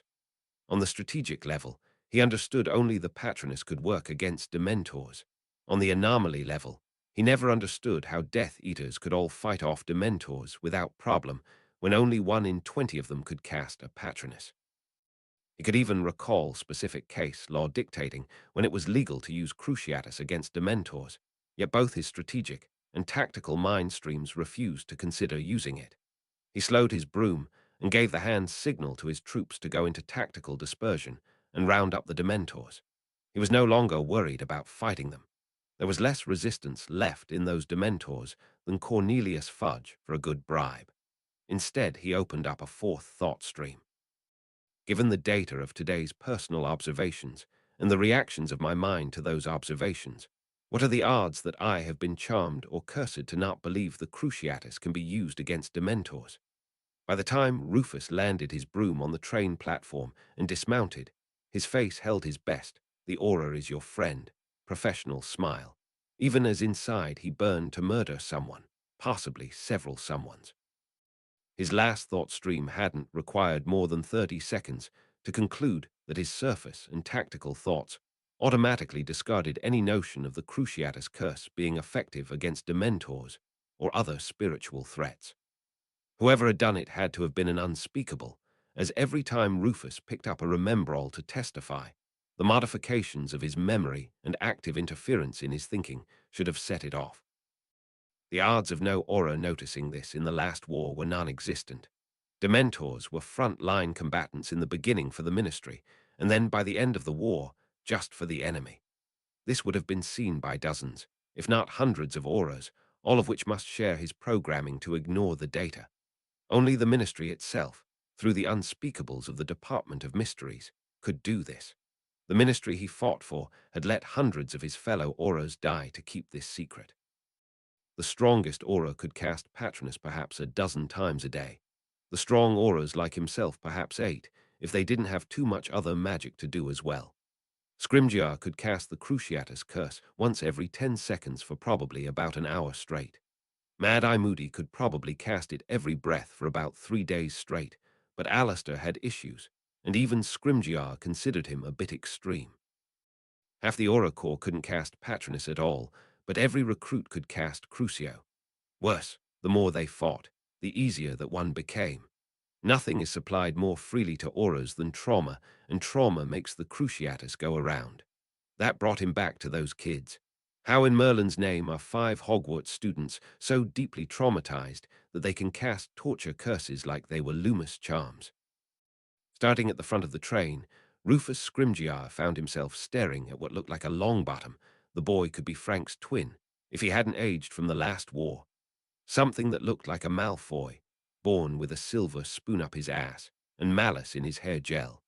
And a girl who looked like someone tried to dress a hit wizard up like a princess, but forgot to tell her to rein the crazy in before talking to authorities. Flashing his aura badge, he put on his serious face and applied all the pressure of his office. The honest ones, Longbottom, would crack because they had been trained that the law was always right.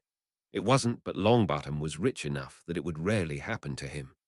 The guilty ones, Malfoy, would crack because they just had to know which of their crimes you knew about and which of them you only suspected.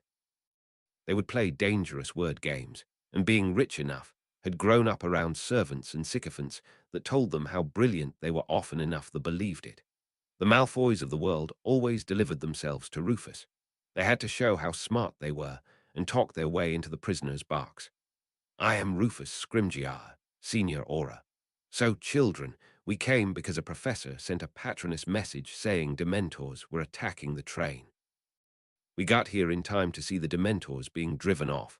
Firstly, were any of the students hurt or killed? Neville responded like a good Hufflepuff, justly proud of his defense of the defenseless. No, we kept the Dementors from entering any of the cabins, and between us and Harry and Hermione, we drove them from the train. Rufus smiled. He remembered Frank Longbottom, first-class Aura, but the man talked himself into every punishment detail known to Aura kind. He didn't do shades of grey, and didn't let himself make excuses for bending the rules. Rufus liked the guy, but honestly he was too Slytherin to accept punishment for doing what needed to be done, rules be damned. He figured if anyone would volunteer what should be hidden, it would be Frank's kid. Secondly, I couldn't help but notice the spell you were using. That is pretty dark magic. The Unforgivables can earn you a one-way ticket to Azkaban. Help me to understand what happened here, and perhaps I can put in a good word and find a way to not dwell on what spell you used to save the other children. Rufus gave his best. The aura is your friend's smile, which had gotten him an amazing conviction rate and landed a number of surprised people in Azkaban and cost a dozen more a fortune in fines, bribes, and legal expense. The person interrogating you is never your friend. Before the young Longbottom could open his mouth, and before the little Malfoy got done sneering and into saying something incriminating, the Berserker princess snapped an order that both took without question, causing Rufus to raise his eyebrow ironically. Since when did Longbottoms take orders from Slytherins, and since when did Malfoys ever shut up? Millicent heard the aura give his, confess your sins, and your good buddy Mr. Authority will surely ask the ministry to not bury you in an U-marked grave and steal all your assets speech, and was not impressed. They had tried that when she seized her house, knowing the law was on her side, but she could confess her way into Azkaban if she said just the wrong thing. She barked her command and took charge. Zip it. Longbottom, you are too honest to talk to auras without them tricking you into saying something they can twist into you being guilty of stabbing Merlin and raping Morgana just because he made you feel guilty about something else. Malfoy, you are too arrogant to talk to an aura without them tricking you into boasting you stabbed Morgana and raped Merlin just to impress him. The aura suppressed a smirk, but she was raised Millicent Bulstrode, the half-blood, unwanted extra heir in a pure-blooded house. She could read him about as well as he could read her. She pulled out her parchment. Pursuant to the legislation cited, we have used the Cruciatus curse on Dementors attempting to murder defenseless wizarding children in the absence of or upon the failure of competent teachers and guardians from acting to defend our lives or those of our fellow students. Pursuant to the guidance legislation on the Cruciatus Curse, it is specifically listed as unrestricted when used against Dementors, Bargarts, or Letherfolds, if the witch or wizards using it felt they or others were threatened. The girl stepped forward and tapped Rufus in the chest. Aura, I felt threatened like you would not believe. Neither I nor any of my comrades will be answering, now or ever, any questions relating to our use of this curse against Dementors. All questions can be forwarded to our solicitors, Goldfarb, and Queef. Rufus looked down at the parchment. The naughty book, he inquired. The girl smiled broadly, pulling out her copy. As if cued, the two boys pulled out their own copies. Rufus began to laugh. He had no interest in railroading these children. He had arrived expecting to tag and bag the greatest loss of wizarding children life in living memory. Instead, he's getting schooled on use of force legislation by a schoolgirl. The day was going to shine in memory, probably give Amelia Bones a heart attack and make Cornelius Fudge need an underwear change, but Rufus was loving it. It is good to see a well-educated and effective Slytherin. May I know your name, my lady? Rufus asked, putting on manners his mother would be impressed he remembered. Millicent Bulstrode, Lady Selune by right of conquest. These are my companions, Neville Longbottom, Heir Longbottom, and Draco Malfoy, Heir Malfoy. The girl said, putting out her hand. Rufus kissed her knuckles without any sarcasm at all. This child was doing what the Sacred 28 claimed all that privilege for, using the power of the strongest bloodlines to protect the weaker witches and wizards in their care. As much contempt as he had for the way the system worked in practice, he could not argue the fact these ignorant children had made that ancient lie come true. Rufus Scrimgeour, my lady, at your service. I must say, I had anticipated a much grimmer task than I have at the moment. I am a bit surprised at your effectiveness, as when I was at Hogwarts, Professor Dumbledore was in favor of limiting his students' use of any magics he found unpalatable. Rufus said softly, Bloody don't leave it up to him, do we? Be dead already if we left it to that duplicitous turd. Neville Longbottom muttered under his breath. The flash of a grin from the Malfoy boy, an innocent look on Bulstrode's face, gave him to understand that whatever these children were, under Dumbledore's control was not it. How very interesting indeed. Rufus made his way to the back of the train, where he found Aura Kingsley Shacklebolt making an absolute fool of himself. You will surrender your wand, or I will take it from you. Aura Shacklebolt again demanded. You will read this bloody parchment, or I will shove it up your arse. A mass of brown curly hair with a small witch underneath retorted. 20 points from Hufflepuff for disrespecting an aura. Now I am the defense against the dark arts, Professor. This train is part of Hogwarts, and I am ordering you to surrender your wand and yourself to Aura Shacklebolt. You used an unforgivable curse, and did so in front of students. Remus Lupin barked, his post-full moon headache and magical depletion making his head one throbbing mass of pain and exhaustion, and stripping away the urbane sophistication and gentle tolerance he was known for. Watch your tone, sir, warned what Rufus recognized instantly as Harry Potter, the boy who lived. Hermione here has helped kill one Dada professor and sent the second to Azkaban. You can be the third before you even get in the castle gates.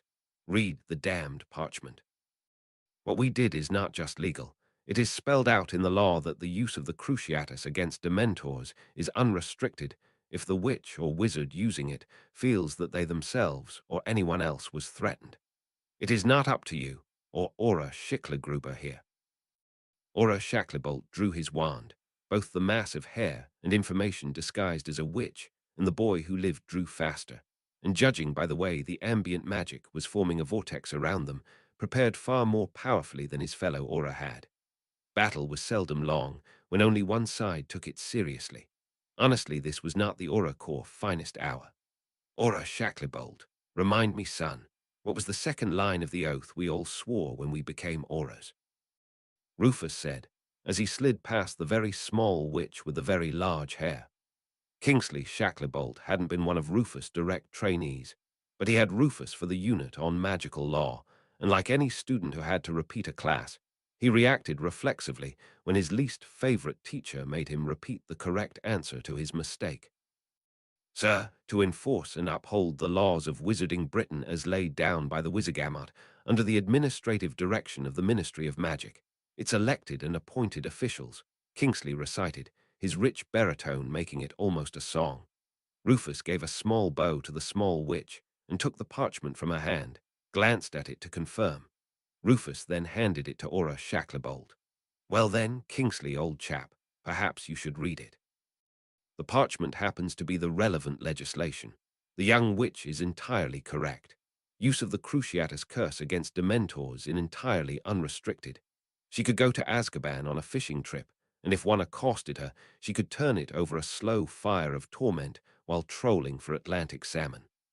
Turning to Remus Lupin, he suddenly remembered how he knew the man, well, boy, when he met him.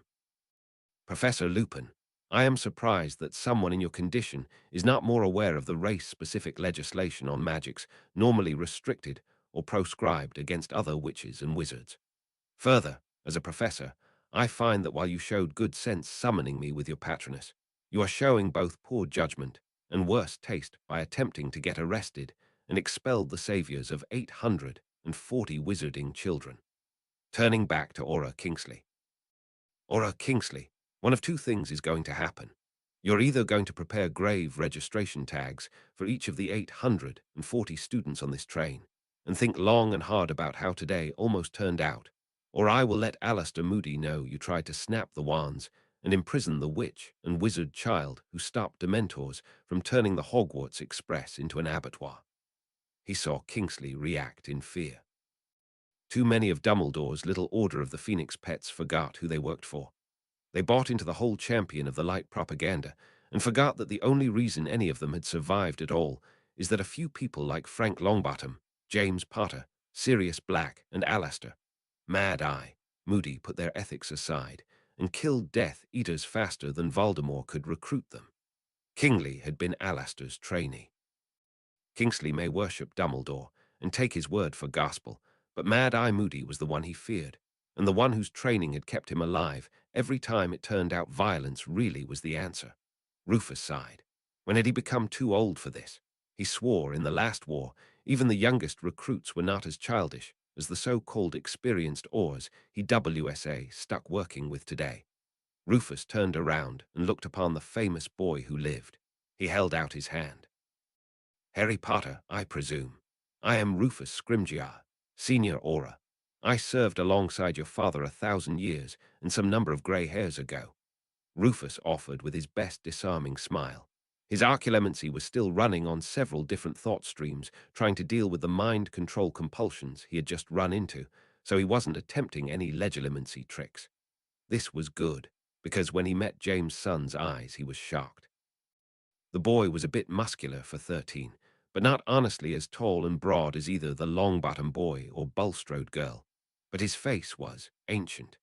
His eyes had the same flat, cold look of a predator he saw in the mirror, but one who accepted that everyone and everything was a potential threat that must be tracked at all times, and still chose to laugh, to play, and to revel in every moment of life he could. The boy had the eyes of those veterans of the last war that had seen it all, done it all, accepted all the pain and horror, and still took the time to splash in puddles, prank each other in barracks, and make a fool of themselves over every pretty girl that crossed their path. On some level, he took in the scar, the one Voldemort gave the boy. He took in the goblin silver, working it into a rune of power. On some level, he took in feeling of magical power, easily the equal of an adult wizard already, promising to be truly monstrous when he grew up. Mostly, though, he took notice of the fact that he stared into eyes that weighed Rufus Scrimgeour's soul upon a scale whose balances he could not see, and decided he found it at least marginally acceptable. Merlin's bloody beard. The boy was 13, and almost as intimidating as Dumbledore. Yeah, good to meet you, Mr. Scrimgeour. Thanks for your help with the other Aura. I wouldn't want to set my lawyers on him for crossing the line. They are goblins, and he would be lucky if he still owned his shoes when they were done with him. Harry Potter said without any trace of fear at all. Rufus always thought those ridiculous stories about the boy who lived were complete fakes, but it seems the truth may be more interesting than the lies Dumbledore's pet writers have been weaving for all the years he was hidden. Rufus smiled, this time genuinely, and responded, Good to meet you too, Mr. Potter. Glad to be of service. Will you introduce me to your lady friend? Rufus offered, seeking to at least get a girlish blush, to get her out of the somewhat intense anger she had focused on Aura Shacklebolt when he was making a fool of himself. Harry Potter turned, and with minimal ceremony that made it clear neither Goblin raised nor Hufflepuff trained had instilled anything like social niceties in the boy, he introduced his friend. Aura Scrimgeour, meet Hermione Granger, Muggle-born third-year Hufflepuff, and top student in our year every year so far. Rufus Scrimgeour bent to kiss the girl's knuckles in a degree of courtesy a Muggle-born didn't rate from a pureblood, but flattery was social lubricant more effective than either bribery or intimidation. Pleased to meet you, my dear. Rufus began. As he straightened up, he finally got a look at the witch under all the curls. His shock got the better of him to a degree that would have his mother hexing his backside so hard sitting would be optional for a week. Blood hell, you are, Our Lady of Fire. Rufus blurted. Dawlish, the poster boy for Muggle-hating blood purists, did a series of 4 paintings of you and the basilisk from the Chamber of Secret Affair. One of them hangs in the Morgana be damned ministry. The girl, one Hermione Granger, a name he determined to look up later, pulled her hand back with a scowl. That painting was a lie. He wasn't there, and I don't even own a sword. Besides, that wouldn't be enough to kill it. Rufus passed the grammar on that one like the skilled interrogator he was. She denied Dawlish saw it, not that it happened. Denied the weapon she did use was a sword, which of course meant that somehow the bit about her standing eye to eye with a basilisk, wreathed in flames as she destroyed its eye, were at least true. Wasn't that interesting? Rufus smiled back at her and offered a bit of Slytherin wisdom. I think you will find that for ministry intents and purposes it will become a truth. The truth of what will be recorded into history, if not the literal truth of what happened. Rufus offered kindly. Morgana, save me. Why does everything have to be so Slytherin? Why can't people just tell the truth, instead of having to keep track of 15 different stories to tell 15 different sets of people based on what they are allowed to know? If the moon is in the right phase, if the minister had a good bowel movement, and if the latest poll numbers suggest lies involving werewolves trend better than those about trolls. Hermione said, throwing up her hands. Just then, a rock viper that had to be about 4 meters long and a good 8 kilograms, with glowing silver runes somehow worked into its skin, slithered out the car door behind the girl. Just as Rufus was preparing to draw his wand, the snake hissed. Dallo Mousegiver, I have partitioned the memories of all those nestlings who cannot bear the Dementor's mark in them. They are resting with Root Singer, who has put on his fursana and is administering cuddle therapy. I too wish cuddle therapy. Now. I have spent hours in Dementor fear and need my mouse giver. Noodle hissed imperiously. Oddly, while the snake's hissing was expected and the boy Harry Potter was rumored to be a Parselmouth, it was the girl the snake went to and the girl that hissed back. She reached down and picked up the snake that immediately began rubbing his face against her before wrapping itself around her like a fashion accessory and glaring at Rufus from beneath her curly hair. The girl was a Parselmouth, a Muggle born. For that matter, when had there ever been a recording of 2 Parselmouths at Hogwarts or any school at the same time? Noodle, my brave boy, you've been the best snake ever. When I get to Hogwarts, I am going to make a whole new series of potions for your mice. Hermione hissed at Noodle happily. Scrimgeour looked at Harry and then back at Noodle. I was given the impression that the snake was your familiar. Harry shrugged. Noodle has a weakness for pretty girls. Plus she lets him hunt perverts in the girls' showers, and that is pretty hard to compete with. Rufus Scrimgeour was proud he kept his smile small and more a suggestion than the burst of laughter and wide grin that almost snuck out. He had standards after all. That would indeed be hard to compete with Mr. Potter. Scrimgeour concluded, deciding that he would have to call upon his old friend Alistair Moody to compare notes. He had a feeling trusting Dumbledore and the ministry-authorized version of what was happening at Hogwarts this year would be a disaster. No, these children bore watching. Rufus smiled. Mr. Filch will be happy, if Rufus was any judge, when Dumbledore heard the news about the Hogwarts Express. The headmaster will have kittens. 35. Chapter 35, Headmaster Headaches. Dumbledore sat stunned in his office as Rufus Scrimgeour and Remus Lupin reported what happened on the train. He had a dozen students and parents' guardians lined up behind. Their reactions to the news varied. Aura Bulstrode looked proud. Augusta Longbottom looked defiant. Narcissa Black looked like she was at a mildly enjoyable tea party. And a female goblin lawyer known as Queef was grinning, a tooth-hidden grin that threatened to bear fang at any moment. Severus Snape, the Slytherin housemaster, loomed like a great bat in the back, but thankfully the more troublesome Pomona Sprout of Hufflepuff had been distracted by something the Hufflepuff prefect Cedric Diggory had to show her. Harry Potter had used the Cruciatus Curse, an unforgivable. Dumbledore had always planned on guiding Harry into Gryffindor, where he could be properly prepared to be the hero the world needed to end Voldemort. Harry had been given to the Dursleys to make sure he grew up safe, but isolated. He would have no other influences, and no skills at making connections on his own when he got to Hogwarts. No fame to tempt him, no connections to allow others tempted by the fame of the boy who lived to lure him to unimportant allegiances. Harry Potter would be in Gryffindor, finding his place in the House of Heroes, where Dumbledore would see him trained carefully in only those magics that belonged to the light. Voldemort would fall to love and a pure heart, not to any magical strength a child could possess. Dumbledore had the prophesy, and as champion of light, none the hard necessary things to make sure Harry grew up a wounded, isolated boy who would look to Dumbledore as his sole guiding light. Then Griphook adopted him, a bloodthirsty goblin. Dumbledore was not a racist or human supremacist by any stretch of the imagination, but goblins were subhumans. They were gold-hungry, violence-prone, and only kept in their place by repeated large-scale suppression efforts by Wizarding Britain. Clearly, they had tainted Harry with their morality, which essentially boiled down to kill, loot, and wield penalty clauses and loopholes in every contract as if bargains were acts of war.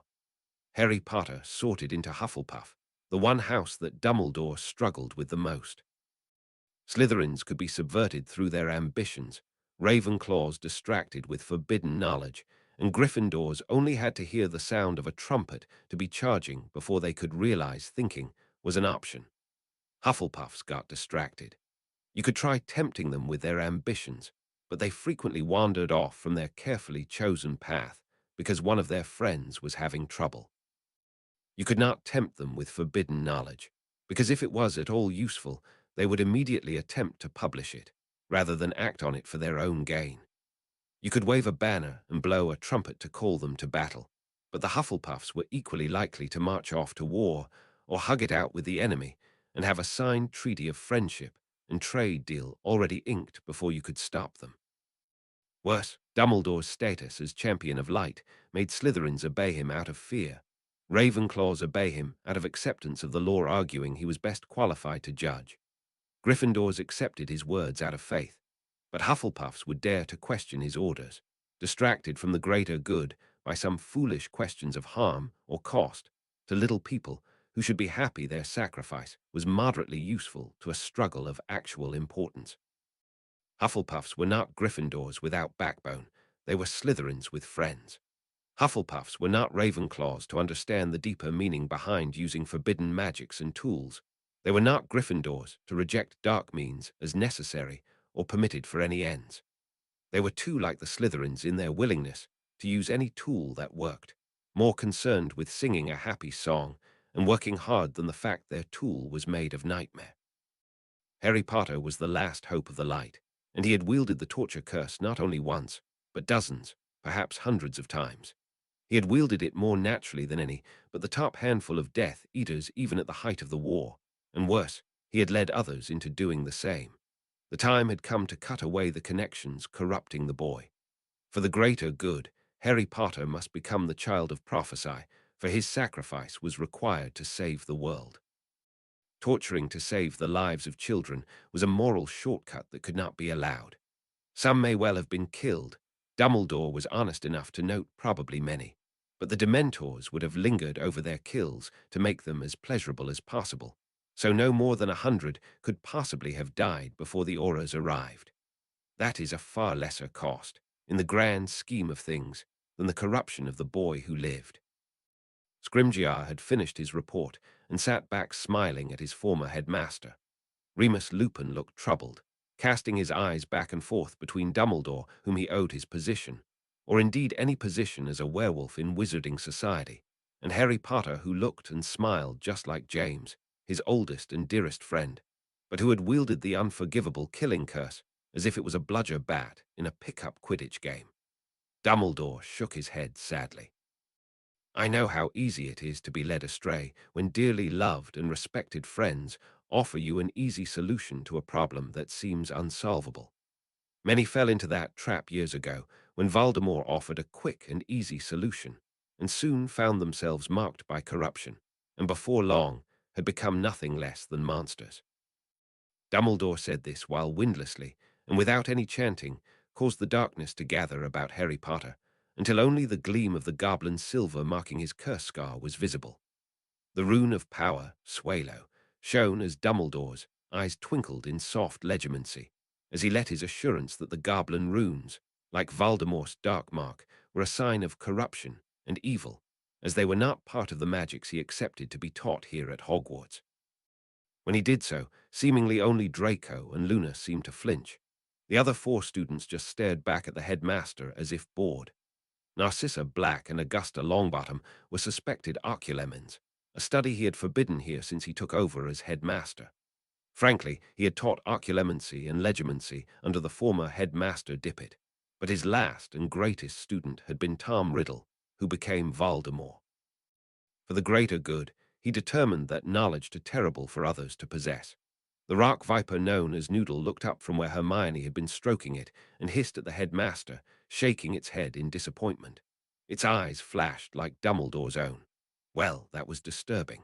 Had the snake mastered mind magic? Tom Riddle, Lord Voldemort, had been a Parselmouth. Did his speaking to snakes have something to do with his skill as a mind mage? Was the snake also a corrupting influence? Wizarding law forbid removing a familiar, and if he thought about trying it without cause, his own oaths as headmaster of Hogwarts would punish him. He would have to start by cutting away the problem children, and then see if some unfortunate accident could account for the snake. Without being allowed to ask for it to happen, it was difficult, but with enough Gryffindors lying about, one could almost always find someone ready to leap to any conclusion you nudged them towards, and act with courage to do what was right. It would be sad to have to expel the child who did it, but that too would be a sacrifice to the greater good, and if the child had known, they might well have accepted the cost to strike anyway. Mr. Malfoy. Dumbledore began, then stopped and put on his best grandfatherly smile. Young Draco, I understand that you are the one who suggested the use of the Cruciatus curse. I can understand, given your recent mental injury, that your judgment may well have been impaired, but actions have consequences. Draco opened his mouth to object, but his mother's hand squeezed his shoulder hard. Rufus Scrimgeour began laughing softly. He crossed his legs and turned to see the charge of the badgers begin. Draco Malfoy's suggestion showed both moral courage and strategic wisdom. His actions were in the highest traditions of his house and of this school. Furthermore, his actions were legal. Hermione Granger said, her eyes blazing with the holy fire of a Hufflepuff defending a friend and a Ravenclaw catching a teacher stating an incorrect fact. Dumbledore smiled at her, and Hermione suddenly felt the great weight of the difference in their status. Dumbledore, Order of Merlin First Class, Supreme Mugwump of the Iqua, Head Warlock of the Wizengamot, Champion of Light, Headmaster of Hogwarts, and born of pure and ancient wizarding blood. Then there was her, Hermione Jean Granger, Muggle-born student. My dear Miss Granger, while Draco's errors might warrant some mitigation in sentence due to his past mental and spiritual injuries, your own ignorance of wizarding culture, morality, and law is not a defense. Your ignorance as a Muggle-born is your duty to correct, as it was my duty to educate you past. Sadly, we both failed, and now you have encouraged Harry Potter down a dark and corrupting path. Dumbledore said sadly. He held up a stack of parchments. These are expulsion papers. I am sure you will understand I have no choice. I regret the necessity, but you will leave here remanded to Aura custody, as will Mr. Malfoy. I will do my best to make sure that Harry at least can be spared, as the boy who lived could only have taken part in such an illegal activity if led badly astray by his companions. What Dumbledore had intended to say about Neville and Millicent will never be known. Because Hermione didn't bother holding up her paper, she slammed it down on Dumbledore's desk. Hermione looked like an angry squirrel, cute but savage, as if the nuts she had come to collect didn't hang on a tree. Rufus Scrimgeour was clapping openly, enjoying the show without any pretense of neutrality. These are the relevant legislation and ministerial guidance on the use of the Cruciatus Curse against Class XXXXX spiritual threats is unrestricted. Unrestricted as in does not require your agreement, the Diemler's agreement, or Merlin to rise from the grave and sign my permission slip. If Hogwarts bothered to teach wizarding law, then you wouldn't dare to attempt expulsion for a completely legal use of force. Hermione was looming over the headmater in a display that Rufus Scrimgeour was using his occlumency to record permanently for his enjoyment. She lectured him like Amelia Bones, lecturing auras who brought in someone with a clearly wrongful arrest. Dumbledore attempted to rally, but it was attempting to put out a fire by dropping parchment on it. Miss Granger, while the law you cite may hold elsewhere, this is Hogwarts. Inside these walls, I determine what is permitted. The Hogwarts Express is under my protection, and I hold to the light's position on the unforgivables. Dumbledore said, smiling sadly and shaking his head. That is why the decision will not be in your hands. The goblin solicitor said with a smile that belonged on a shark. This is an order of recusal. The goblin said, sliding a paper onto the headmaster's desk. I am Queef of Goldfarb, and Queef. When something stinks, look for Queef. Your prejudice against these children stinks of politics. You will note in the cited charter of Hogwarts that there is an absolute duty of care for the children of Wizarding Britain 1. They have passed Platform 934 and entered Hogwarts care. An absolute duty you have failed utterly. Were it not for the actions of these 5 students, 840 children would have died. Queef smiled broadly, died screaming. Queef slid a second paper on the table. This is a class action lawsuit on behalf of my 5 clients for being forced to defend themselves while under your care from Dementors. Honestly, I have reviewed your Dada curriculum, and nothing in the required curriculum prepares your students to defend against Dementors. Only those who follow Dada to the Newt level would even learn the techniques. Even then, it is not required. As the main protector of the students who were exposed to Dementor attack while under your titular care, you must recuse yourself from any disciplinary actions against them until such time as the lawsuit is settled. Queef closed her eyes and clasped her hands as if in prayer. We are going to open the lawsuit to all children on the train who were also owed and failed to receive protection from you and your instructors. We anticipate a record-breaking judgment. Queef opened her eyes and smiled at the headmaster. Dumbledore did not smile back. I am headmaster of Hogwarts. I decide discipline for my students. I will have your wand, Miss Granger, and yours, Mr. Malfoy. You will be leaving this school today. Rufus Scrimgeour made a tut-tut noise, then leaned forward. Albus, don't make more of a fool of yourself than you already have, especially in light of what is probably going on in the Great Hall right now. Rufus smiled as he admonished the headmaster. Dumbledore looked at Rufus warily. What is going on in the Great Hall, Rufus? Severus Snape sneered from where he had been leaning and replied dryly. I should think that he is referring to young Cedric bringing the cup home to Hufflepuff. With 3 of her badgers in front of your desk, haven't you wondered where Pomona Sprout is? Snape said quietly. Cup? Asked Dumbledore quietly as his office door irised open. Ah yes, the cup. Hufflepuff's cup found and returned to Hogwarts by the same students who saved all the children of the Hogwarts Express. Minister of Magic Cornelius Fudge was almost shouting his excitement as he came in the door.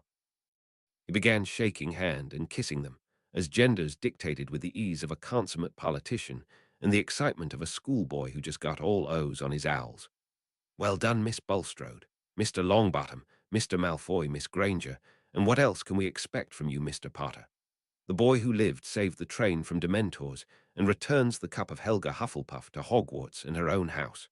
We will have to invite the alumni, the parents, the press to celebrate you. Minister Fudge crowed happily. I think not, Minister. I have drawn up expulsion papers for Mr. Malfoy and Miss Granger as instigators. I will be recommending harsh parole at the minimum for the rest who were led into error, but I cannot have students here at Hogwarts who make use of the unforgivables. Albus Dumbledore said firmly.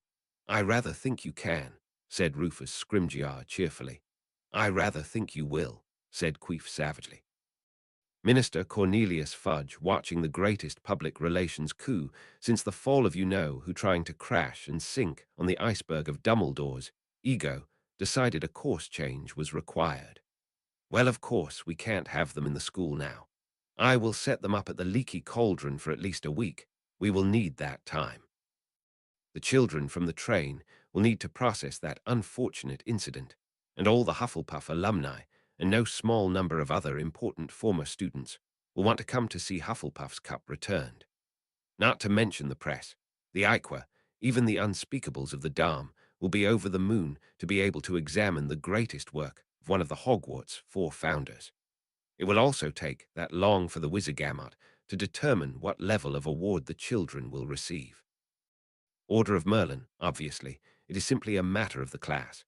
Minister Fudge said very firmly, looking at Dumbledore with his get on board or else expression. Light and dark were all well and good, but this was politics. Followed by their goblin solicitor, the children and their guardians flowed from the room as silencing wards did their best to conceal the yelling inside Dumbledore's office. A smiling Narcissa Black touched Hermione Granger lightly on the shoulder. Miss Granger, my Draco tells me that you are the one who ensured that he had a copy of the relevant legislation in his hand when he met the Auras. May I say that your degree of knowledge and wisdom of our wizarding law reflects well on you as a witch, and doubly so for a muggle born. I am pleased my Draco is making good decisions in his friends this year. Narcissa Black said softly, causing Draco to turn to her in shock, as if she had just grown a second head. But Millicent Bulstrode shared a look and nod with Lady Black. Protection of her heir mattered far more than Hermione's blood status. Her Draco was the important bit. The Dark Lord and Dumbledore could hang right alongside dear ex-husband Lucius for all she cared.